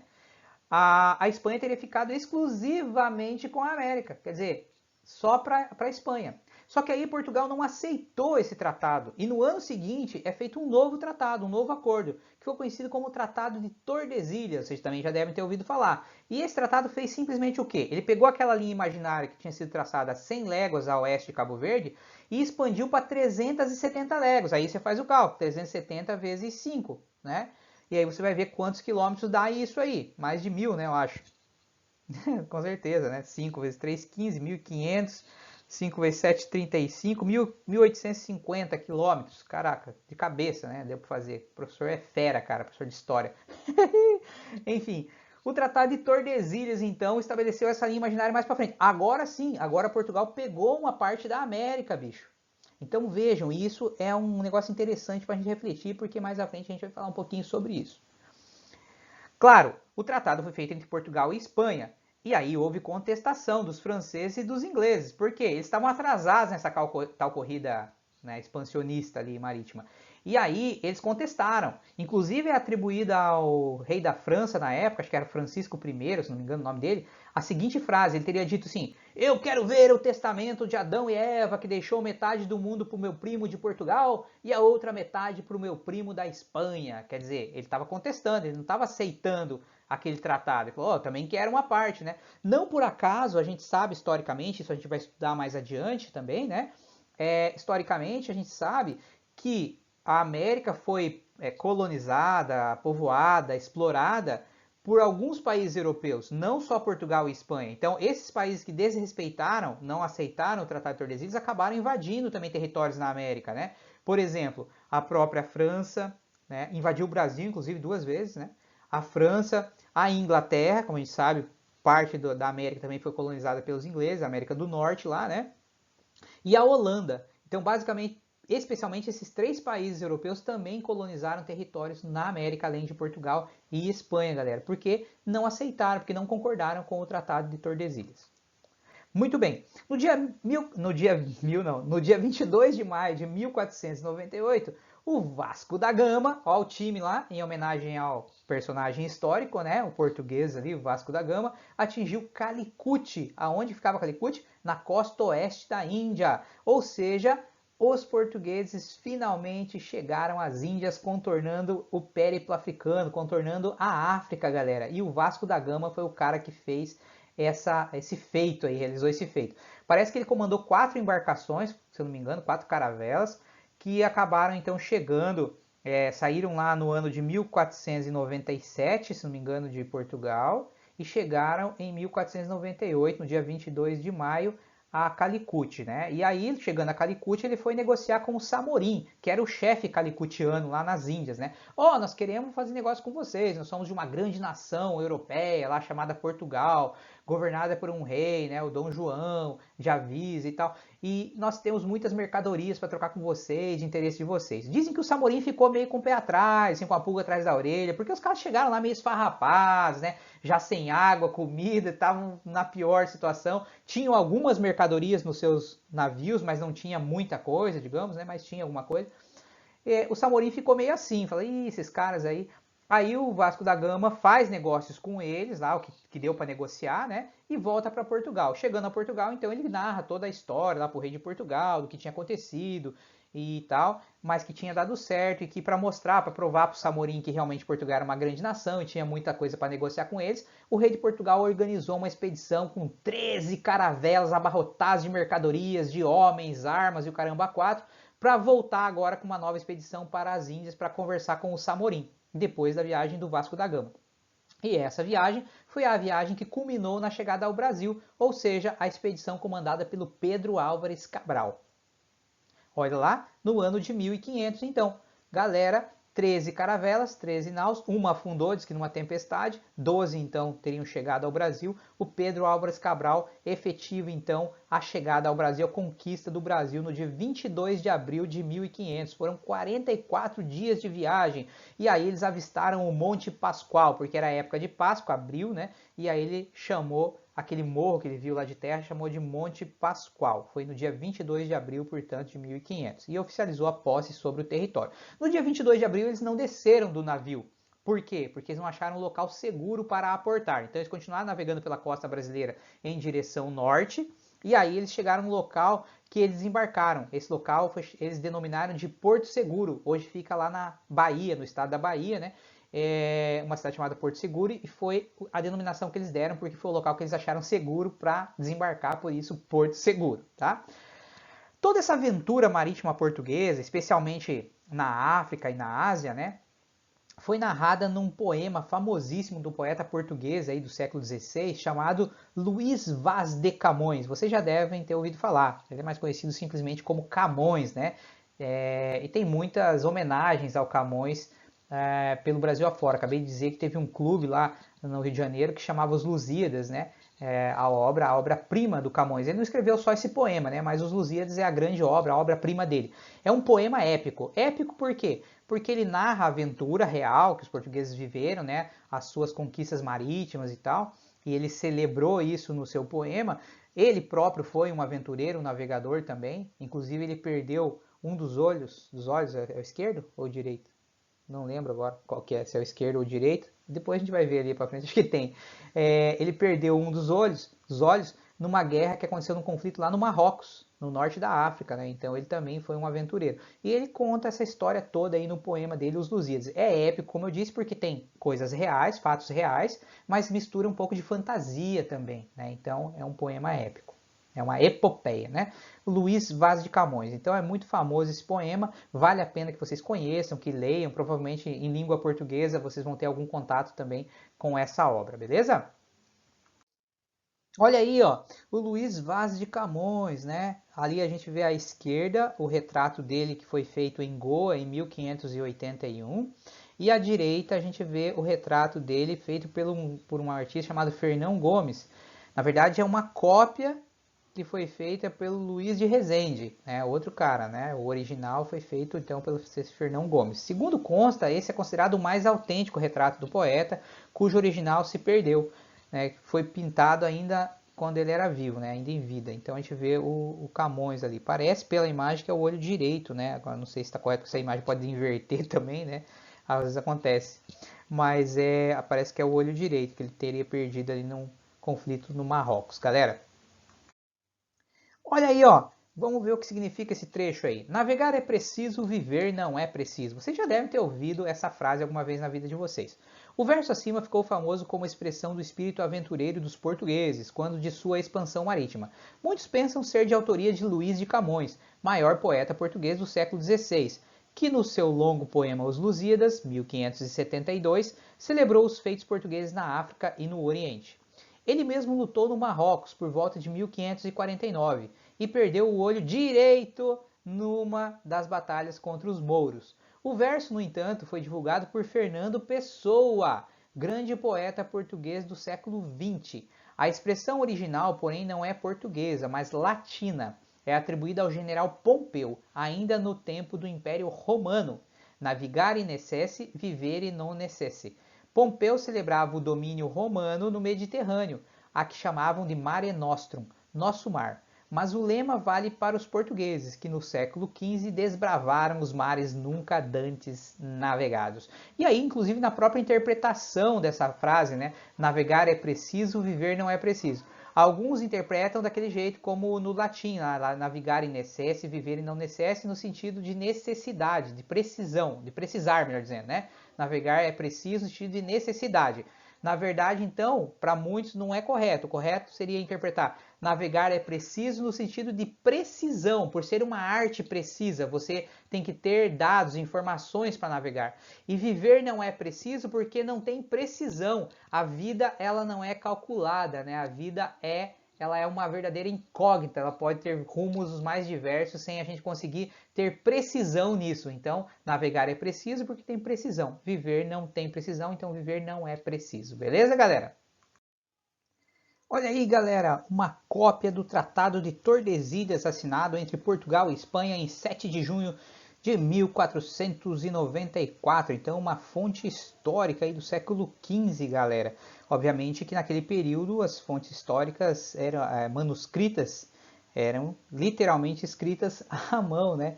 Então, o historiador, quando pega essa fonte ali, primeiro ele tem o trabalho de decifrar aqueles códigos ali, aquela letra de médico ali. Depois ele tem que traduzir para a linguagem atualizada, né? Porque tem muitas palavras, termos que nem existem mais. E aí depois de tudo isso ele tem que analisar a fonte, comparar com outras fontes e aí sim escrever as suas teorias, né? É assim que se faz a chamada historiografia, né? A metodologia do historiador, galera. Então uma fonte histórica ali escrita do século XV. Aqui nós temos um mapa, galera, do século XVI. Olha lá, olha que precisão que os caras já tinham, né, no século XVI. Isso me chama muita atenção, né? E esse mapa, ele é especial porque ele tem a linha imaginária do Tratado de Tordesilhas. Ali, aquela linha vermelha, aquela linha vertical ali vermelha seria a linha dos limites demarcados do Tratado de Tordesilhas, né? Se você olhar mais para cima do mapa ali, você vai notar as Ilhas Cabo Verde, o arquipélago, né, que seria o ponto de referência para o Tratado de Tordesilhas, pessoal. Então, dá uma olhadinha lá para cima, onde diz lá 370 léguas. Ó. Aqui tem então o arquipélago de Cabo Verde, uma bandeirinha com o brasão de aviso ali, né? E aí você vai indo em direção oeste, tem uma linha ali horizontal 370 léguas. E aí dá a linha imaginária ali vermelha, Tratado de Tordesilhas. Outra coisa que chama atenção nesse mapinha é que eles já conheciam a chamada linha do Equador também. Olha lá, eles chamam de linha equatorial, pessoal. Trópico de Capricórnio, Trópico de Câncer. Olha lá os contornos da África, os contornos da América do Sul, né? Eles chamavam ali o Oceano Pacífico de Mar do Sul à esquerda, ali, se você observar também, né? Olha lá, o Mar do Sul. Tá ali, ó, linha de demarcação entre as terras atribuídas a Portugal e a Castela. Castela seria a Espanha. Mas olha outra curiosidade aqui, pessoal. Cara, olha o tamanho desse monstro marinho aqui, ó. Nossa senhora, que terror! Então, em pleno século XVI, mesmo com uma parte do desencantamento do mundo, né, com a expansão marítima aí, ainda muita coisa povoava o imaginário deles. Dizem que uma das hipóteses, né, deles desenharem nesses mapas esses monstros todos era para pôr medo nos adversários, nos concorrentes, nos inimigos, né? Se alguém encontrasse um mapa secreto, vamos dizer assim, ele olhava ali, ele ia ficar com medo de ir para aquele lugar porque lá ia ter monstros marinhos, né? Então dizem que era uma tática também para defender territórios, para desestimular, para dissuadir os concorrentes de irem para determinados lugares. Por isso eles também ilustravam esses mapas com monstros marinhos. Então alguns dizem que podia ser uma tática também. Olha aqui, esse mapa é interessante, galera, porque ele mostra os dois acordos, ali, os dois tratados firmados entre Portugal e Espanha ali no finalzinho do século XV, né? De 1493, então, a bula Intercoetera, aquela que o Papa assinou, né? E a gente vê aquela linha lá, ó, a partir das Ilhas Cabo Verde, 100 léguas a oeste, a gente vê uma linha ali meio rosa, meio rosinha, né? Vermelha, rosa, não, rosinha. E aquela linha ali seria, então, a bula intercoetera. E aí, mais à frente, então, para a esquerda ali, então aqui, ó, deixa eu ver se eu consigo traçar. Aqui nós temos, então, a Nossa Senhora, a bula intercoetera. E ali, ó, mais à esquerda, nós temos, então, a linha do Tratado de Tordesilhas, pessoal. E então, vocês podem observar 100 léguas, depois 370 léguas. No primeiro acordo, Portugal ficaria só com a África e uma parte do mar ali, sem nada, né? E 370 léguas, Portugal acabou abocanhando então uma porção do continente americano, principalmente do território que veio a chamar-se futuramente de Brasil, ou seja, nozes, né? Somos nozes. Pessoal, então tá ali, ó, na esquerda a gente vê ali no rodapé também a legenda, né? Tratado de 1493, a gente vê ali, ó, ali imaginário, terras pertencentes à Espanha e terras pertencentes a Portugal. E também a gente vê lá o Tratado de Tordesilhas, então terras pertencentes à Espanha e terras pertencentes a Portugal. Beleza? Tranquilo? Então deu para entender ali direitinho esses dois tratados, né, pessoal? Vamos adiante. Olha aqui que imagem belíssima, cara. Que obra de arte maravilhosa. Essa obra de arte ela é intitulada Vasco da Gama perante o Samorim de Calicut. É um quadro de um artista português chamado Veloso Salgado e ele pintou essa obra em 1898, finalzinho do século XIX. Acontece então que ele não foi uma testemunha ocular desse episódio histórico que aconteceu 400 anos antes, né? 1498, mas 400 anos depois ele pintou o quadro em comemoração a esse feito desse aventureiro, desse capitão português Vasco da Gama quando chegou às Índias, né, em 1498. Pois bem, então tem várias representações dessa chegada do Vasco da Gama a Calicut e tal. Ali ele estaria no centro da imagem, então, batendo um papo, conversando ali com o Samorim, o chefe calicutiano, e cercado de pessoas e tudo mais, né? Alguns dizem que, inclusive, ele tinha um intérprete para traduzir a conversa dele com o Samorim, já que eles não falavam a mesma língua e tudo mais. Então, o artista ali, o Veloso Salgado, retratou esse episódio histórico da chegada do Vasco da Gama a Calicut. Bonita obra, né, cara? Belíssima mesmo. Olha ali, ó, mais representações. À esquerda nós temos uma tela de um artista brasileiro chamado Aurélio de Figueiredo e ele intitulou essa obra Descobrimento do Brasil, né? Hoje teria que colocar aspas naquele descobrimento ali, né? Mas quando ele pintou, esse termo era muito comum, né? Não tinha problema nenhum. E então a gente vê ali o Cristóvão Colombo, ele está em pé ali no convés do navio, com um monte de pessoas, ele está apontando com a mão esquerda ali para frente, né? Aquele cara apontando ali, barbudo. A gente vê atrás dele vários marinheiros, enfim, e a gente vê a direita ali, digamos, nossa direita, né? Perto da mão dele ali, um padre, né, um clérigo, um religioso, ele está ajoelhado ali com uma cruz na mão, careca, com uma túnica, né? Ele não é um padre jesuíta, como muitos podem pensar. Nesse período, os jesuítas não vieram ao Brasil. Os jesuítas vieram na metade do século XVI em diante para o Brasil, né? A partir do governo do Tomé de Souza, Duarte da Costa, enfim, quando foi implantado o governo geral do Brasil, né? E esse cara, então, provavelmente seja um franciscano, já que a primeira missa que foi celebrada no Brasil foi celebrada por um frei, por um padre franciscano chamado Henrique de Coimbra. Tá? Então, provavelmente seja até ele ali que o Aurélio Figueiredo resolveu representar.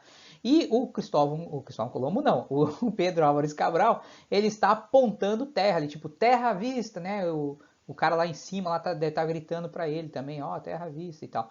Então é quando eles chegaram, avistaram terra no Brasil, provavelmente o Monte Pascoal, né? Que eles apelidaram assim Monte Pascoal por causa da Páscoa. E ali uma representação à direita do Cabral, Pedro Álvares Cabral ainda jovem. Não se tem certeza absoluta sobre a data do nascimento dele. Se acredita que ele tenha nascido em 1467, né? Não era muito hábito os caras registrarem os nascimentos naquela época, né? Se sabe muito bem da morte dele, porque ele virou um cara famoso, porque chegou ao Brasil e tal, né? E ele teria falecido então 1520? 1520? Parece que tá ali, é que agora para mim aqui quando eu tô gravando fica menor, a tela fica pequenininha, fica ruim para eu ler ali. Parece que é 1520. Então essa representação é do óleo, é um óleo do Manuel Vitor Filho, um artista brasileiro também. Mas é uma representação, né? Não se tem certeza absoluta se esse é o Cabral mesmo, se ele tinha essas características. Dizem que não, em vida não foi feita uma representação dele, né? Então foram feitas representações posteriormente à morte dele, mas a partir de descrições que tinham dele, coisas do tipo.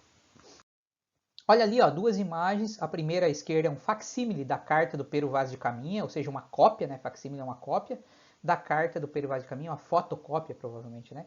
E à direita nós temos a leitura da carta do Caminha, que é uma representação, é uma obra do artista lá do Aurélio de Figueiredo também, né? Daquele mesmo que a gente já viu anteriormente.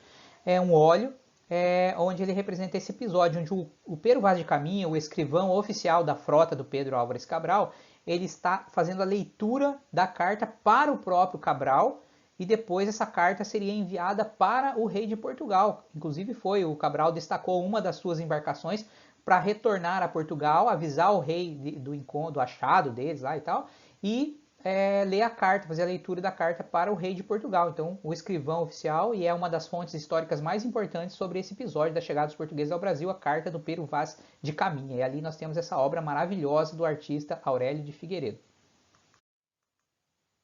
E as conquistas espanholas, então nós já falamos um pouquinho lá, falamos da chegada do Cabral, a principal conquista dos espanhóis, né? A chegada do Cabral do Cabral não, que Cabral, cara, tô confundindo esses caras, do Cristóvão Colombo à América, né? Só que uma curiosidade, né? O continente não se chama Colômbia. Tem até um país chamado Colômbia, né? Mas não se chama Colomba ou Colombo ou alguma coisa do gênero, né? Ou seja, não homenagearam o Cristóvão Colombo, homenagearam um outro navegador chamado Américo Vespúcio. Olha que coisa, cara! Não deram o crédito, vamos dizer assim, para o Cristóvão Colombo. E o continente passou a se chamar América e não Colômbia. Né? Tem até cidades, por exemplo, tem uma cidade no Paraná que se chama Colombo, tem homenagens a ele pelo mundo afora. Mas né, o continente chamou-se América em homenagem ao Américo Vespúcio. Então, vou falar rapidamente aí sobre as conquistas espanholas. Então, já falei que foi destruído o Reino de Granada, que era o último reduto mouro árabe muçulmano lá na Península Ibérica, né? E em 1492 os espanhóis conseguiram derrotá-los, unificaram o reino deles e, consequentemente, entraram na corrida expansionista. E aí a expedição do Cristóvão Colombo em direção ao Ocidente, tendo na esfericidade da Terra, e a chegada dele à América no mesmo ano, em 1492, né? No dia 3 de agosto de 1492, saíram do porto de Palos, na Espanha, e no dia 12 de outubro, mais ou menos 2 meses depois, eles chegaram à América, nas ilhas Guanaane, as 3 caravelas, a Ninha, a Pinta e a Santa Maria, comandadas pelo Colombo, né? Na região onde fica as Bahamas, no Mar do Caribe, em 12 de outubro de 1492, pessoal. Ele navegou ali naquela região, e uma ilha ali ele chamou de São Salvador, e aí ele navegou para outra ilha e chamou a outra ilha de São Domingos. Foram denominações dadas pelo Colombo e denominações que prevalecem até hoje ali naquela região. Eles acreditaram ter chegado às Índias, né? Ao outro lado, ao outro extremo das Índias, né? A parte mais oriental das Índias.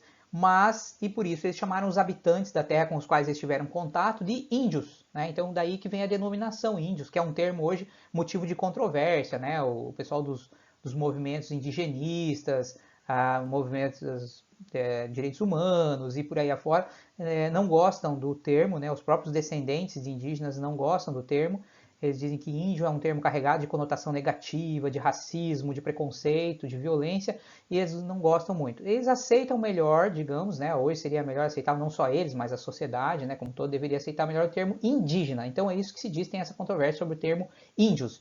Mas a curiosidade foi essa, né? Eles acreditaram ter chegado às Índias, foi um engano, portanto, e chamaram os habitantes de índios. Olha aí, ó, Cristóvão Colombo, uma obra de um artista chamado Ghirlandaio Rindolfo, em 1400, entre 1483, que foi quando o cara nasceu, e 1561, nesse período de tempo, não sabe exatamente quando ele pintou, né? Mas ele viveu ali entre 1483 e 1561. Eu pelo menos não encontrei a data da pintura da obra, o retrato ali do Cristóvão Colombo, mas é esse artista, né? Então, como diz ali a inscrição, Christopher Columbus, que é o nome original dele, né? A tradução para nós que é Cristóvão Colombo. Professor, mas não, eu ouvi falar que não se traduz, nomes não são traduzidos, mas em história sim. Quando são nomes, personagens históricos, não tem problema fazer essa tradução, né? No caso do Brasil, então a gente chama de Cristóvão Colombo. O Christopher Columbus nasceu em Gênova em 1451. O famoso navegador acreditava na esfericidade da Terra e sonhava com o paraíso terrestre e o chamado outro mundo, tá entre aspas, porque não é outro mundo, né? E com suas riquezas. Esse cara foi muito corajoso, né? Foi um desbravador realmente de verdade, porque ele fez algo que ninguém nunca havia tentado.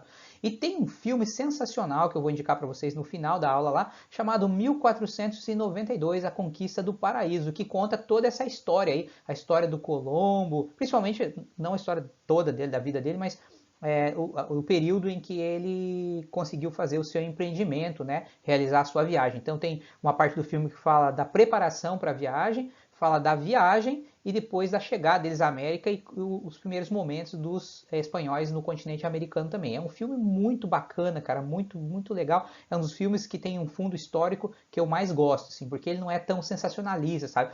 Tudo bem que o filme não retrata necessariamente a verdade, ele não tem essa pretensão, qualquer filme que seja, mas esse ele é um pouco mais fidedigno à história, vamos dizer assim, por isso eu gosto bastante dele. Fica a dica aí, tem para assistir, só procurar no YouTube, provavelmente deve ter de graça aí. Eu tenho o filme original, um DVD, 1492, A Conquista do Paraíso. Olha lá, galera, vamos falar agora das conquistas espanholas, então, né? Nós já falamos um pouco, demos um pontapé inicial lá, falamos da chegada do Colombo à América, vamos falar de outras conquistas também. Como nós vimos, então, em 1492, Cristóvão Colombo, entre aspas, descobre a América. Em 1499, Alonso Ojeda chega à Venezuela. Não se chamava assim naquele período, né? Mas depois recebeu onde fica hoje a Venezuela. Em 1500, mesmo ano em que os portugueses chegaram ao Brasil pelo Oceano Atlântico, um espanhol, Vicente Yanes Pinzon, chegou ao Brasil pela foz do Amazonas, olha, pelo outro lado lá, né? Lembrando que essa parte ali do Brasil, essa região, pertencia aos espanhóis pelo Tratado de Tordesilhas, né? Curiosamente, depois, historicamente, os portugueses acoplaram essa região, expandiram o território brasileiro, e a Amazônia, essa região do Rio Amazonas, faz parte do Brasil, né? Virou propriedade dos portugueses, que eles então ultrapassaram os limites de Tordesilhas, mas originalmente pertenciam aos espanhóis e eles chegaram ao Brasil também em 1500, porque muita gente fala, né, que só que os portugueses chegaram, mas os espanhóis também chegaram.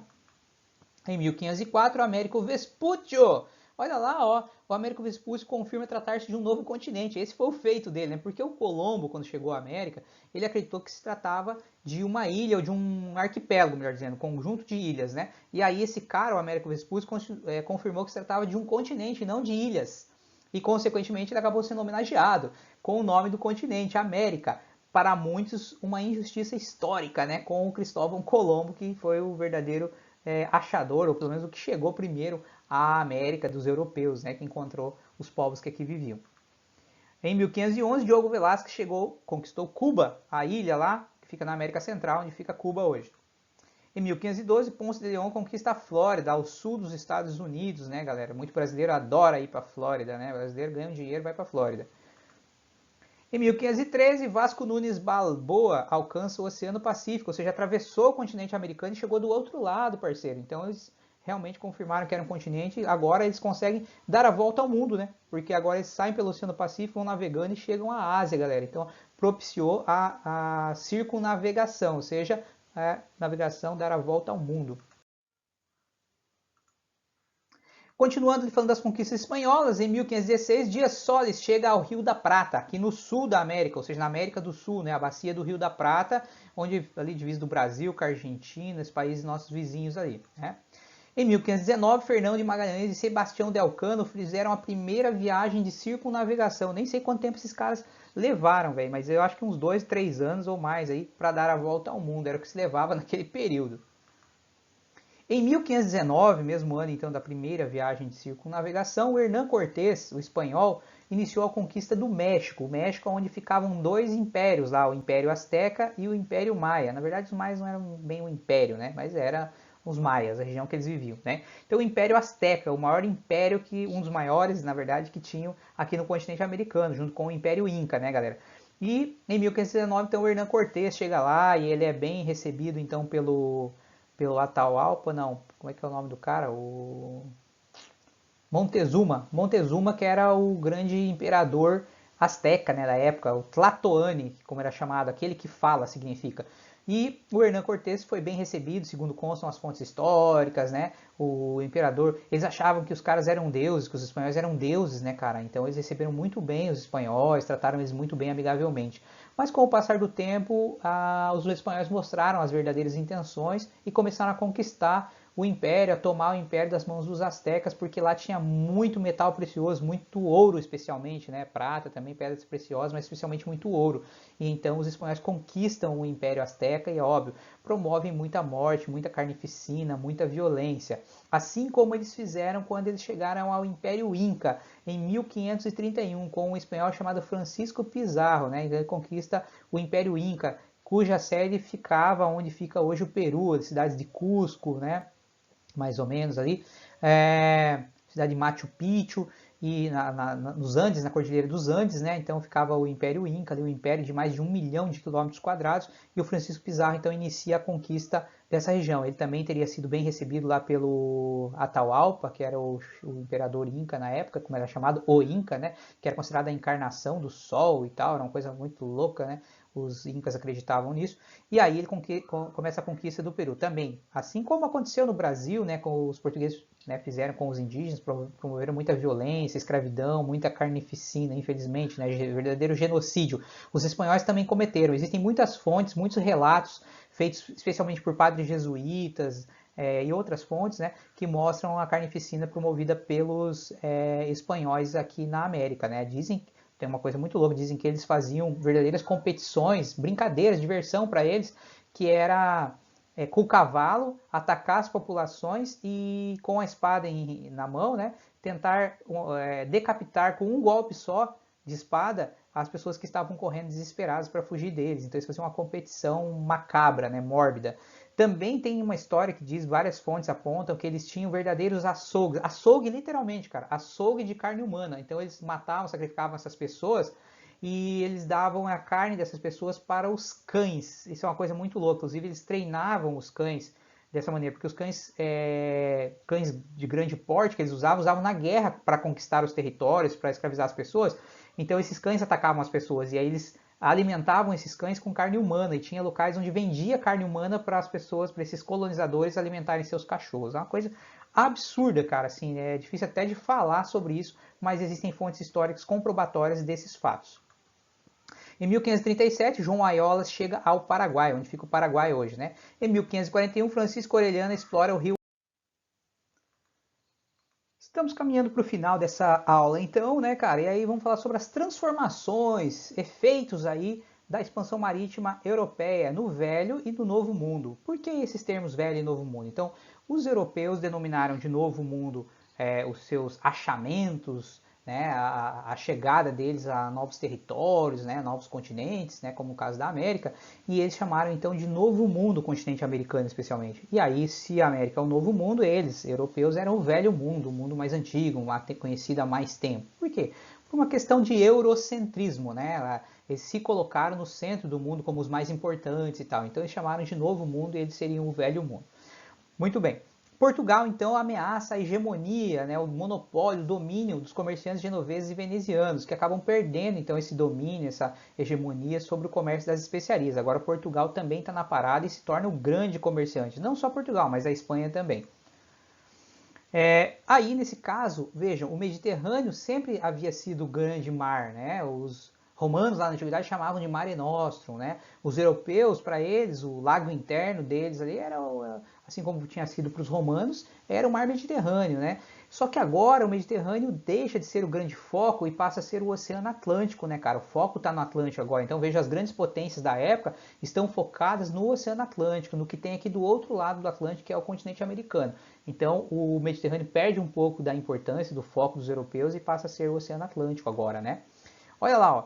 No século XVI, Lisboa e Sevilha, Lisboa, capital de Portugal, e Sevilha, uma das cidades mais importantes da Espanha, se tornam os maiores centros comerciais de toda a Europa, superando, portanto, as cidades italianas.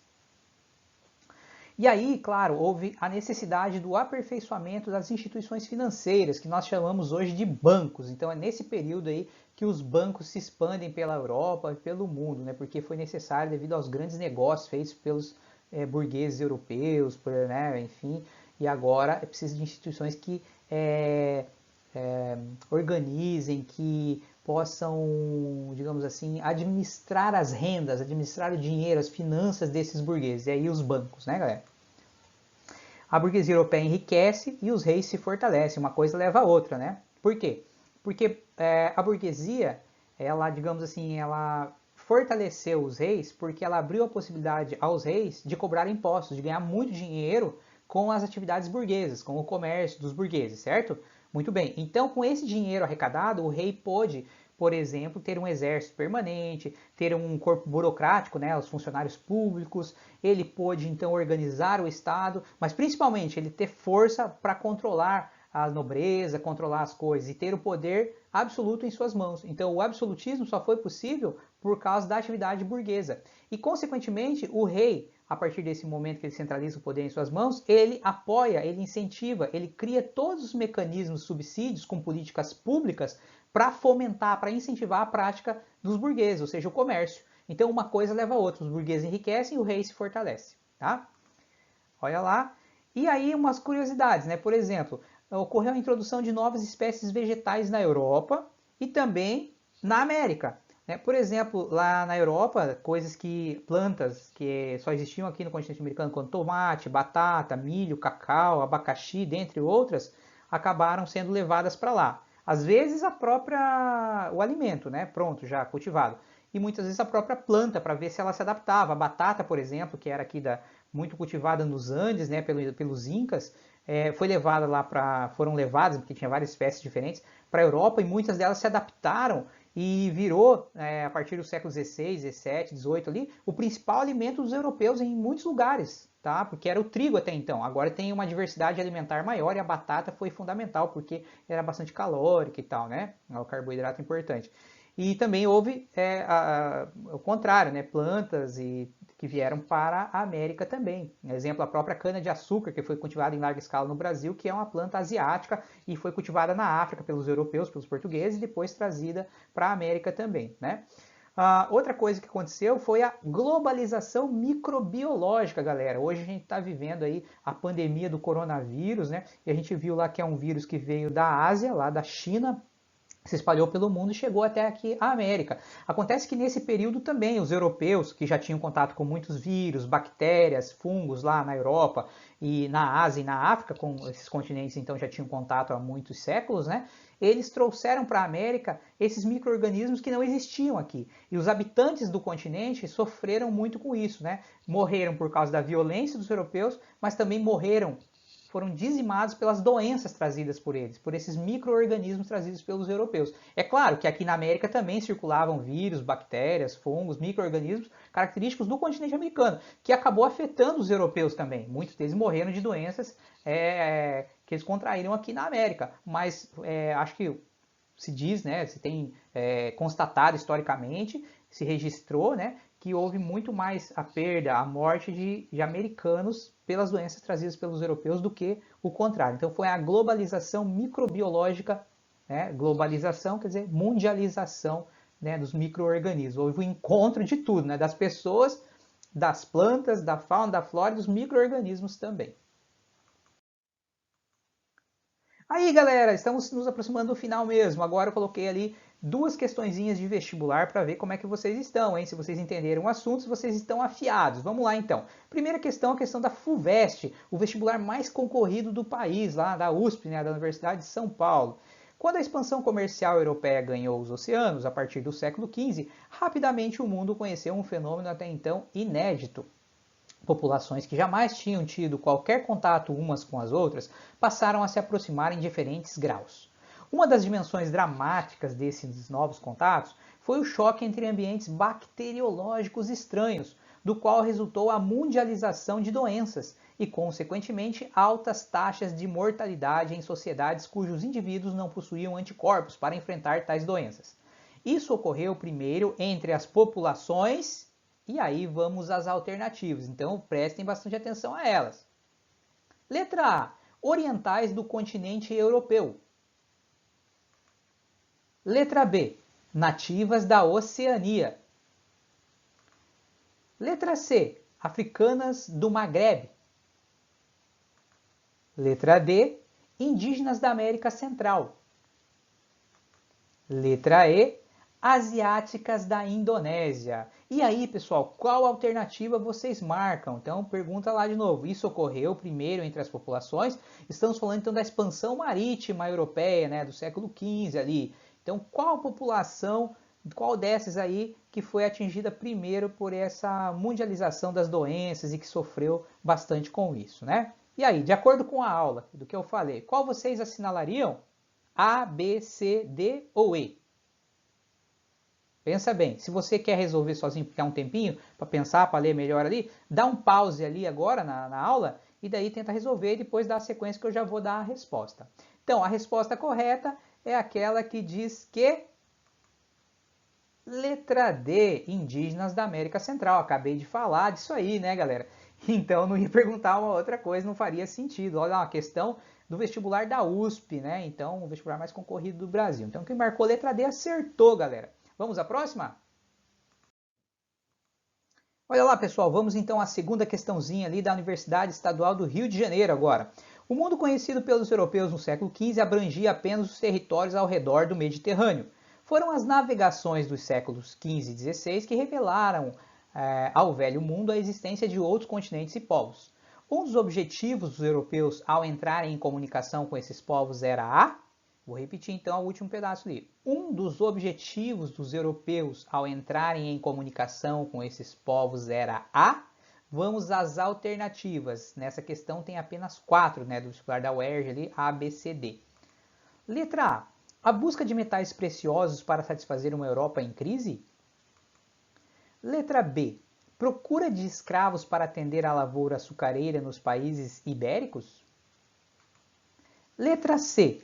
Ampliação de mercados consumidores para desafogar o mercado saturado? Ou letra D. Expansão da fé cristã para combater os infiéis convertidos ao protestantismo? E aí? Qual dessas alternativas vocês acham que é a correta, a verdadeira? Qual vocês assinalariam se fosse o vestibular de vocês, por exemplo? Ou a própria prova de história, né? Qual vocês marcam? Então, se você quiser mais um tempinho, dá um pause aí agora e você pensa, reflete e aí marca. Se você achar que é desnecessário, então segue direto aí, manda brasa, eu já vou dar a resposta, tá?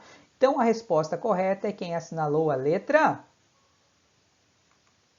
A, galera. Busca de metais preciosos para satisfazer uma Europa em crise. Lembrando que esse período é o período chamado mercantilismo, um conjunto de práticas econômicas adotadas pelos estados absolutistas. Nesse período, diferentemente do período do feudalismo, da Alta Idade Média, quando o critério de poder e de riqueza era o acúmulo de terras, a posse e a propriedade da terra, agora é o acúmulo de metais preciosos. Quanto mais metal precioso um país, um reino ou uma pessoa tivesse acumulado, mais rico ele era considerado e o poder vinha dessa riqueza também. Então a busca de metais preciosos era essencial, não por acaso os espanhóis se deram, entre aspas, bem nesse sentido, porque eles acabaram então espoliando todo o metal que eles encontraram nos impérios Azteca, entre os maias e no Império Inca também. Os portugueses de início não encontraram muito metal precioso na América, no Brasil, no caso, e aí investiram em outras formas de exploração do território até acabarem encontrando ouro no finalzinho do século XVII, pessoal? Então, essa é a resposta correta. As outras são falsas, são erradas, não dava para marcar, Procura de escravos para atender a lavoura açucareira nos países ibéricos. Não tinha lavoura açucareira em país ibérico, A lavoura açucareira era lá na África e depois no Brasil.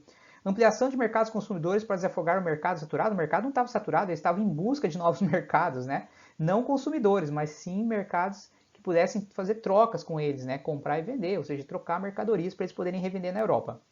Expansão da fé cristã para combater os infiéis convertidos ao protestantismo?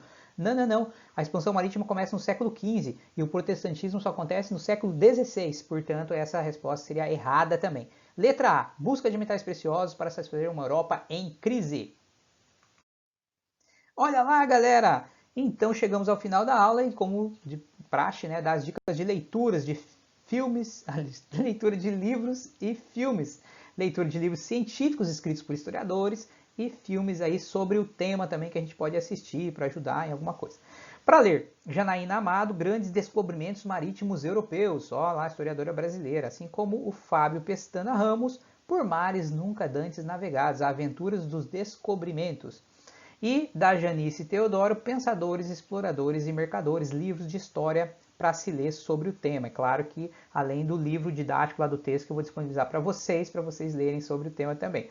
Para assistir, 1492, A Conquista do Paraíso, que eu citei durante a aula, né? Conta a história, a trajetória lá, a viagem do Cristóvão Colombo, direção de um grande diretor de cinema aí, o Ridley Scott, né? Parceria Inglaterra, Estados Unidos e Espanha. Massa, filmaço, vale a pena, cara. Ele é meio longo, assim, a última parte é até meio monótona, para ser sincero, mas vale a pena. Por Mares Nunca Dantes Navegados, é um documentário sobre a saga das navegações portuguesas no século XV, galera. É a direção da Regina Geá, um documentário brasileiro de 2001. Então, dicas de filmes aí para vocês assistirem. Pessoal, espero que tenham gostado dessa aula, gostado do assunto. Muito obrigado pela atenção, pela compreensão de vocês e até a próxima, meus queridos. Tchau!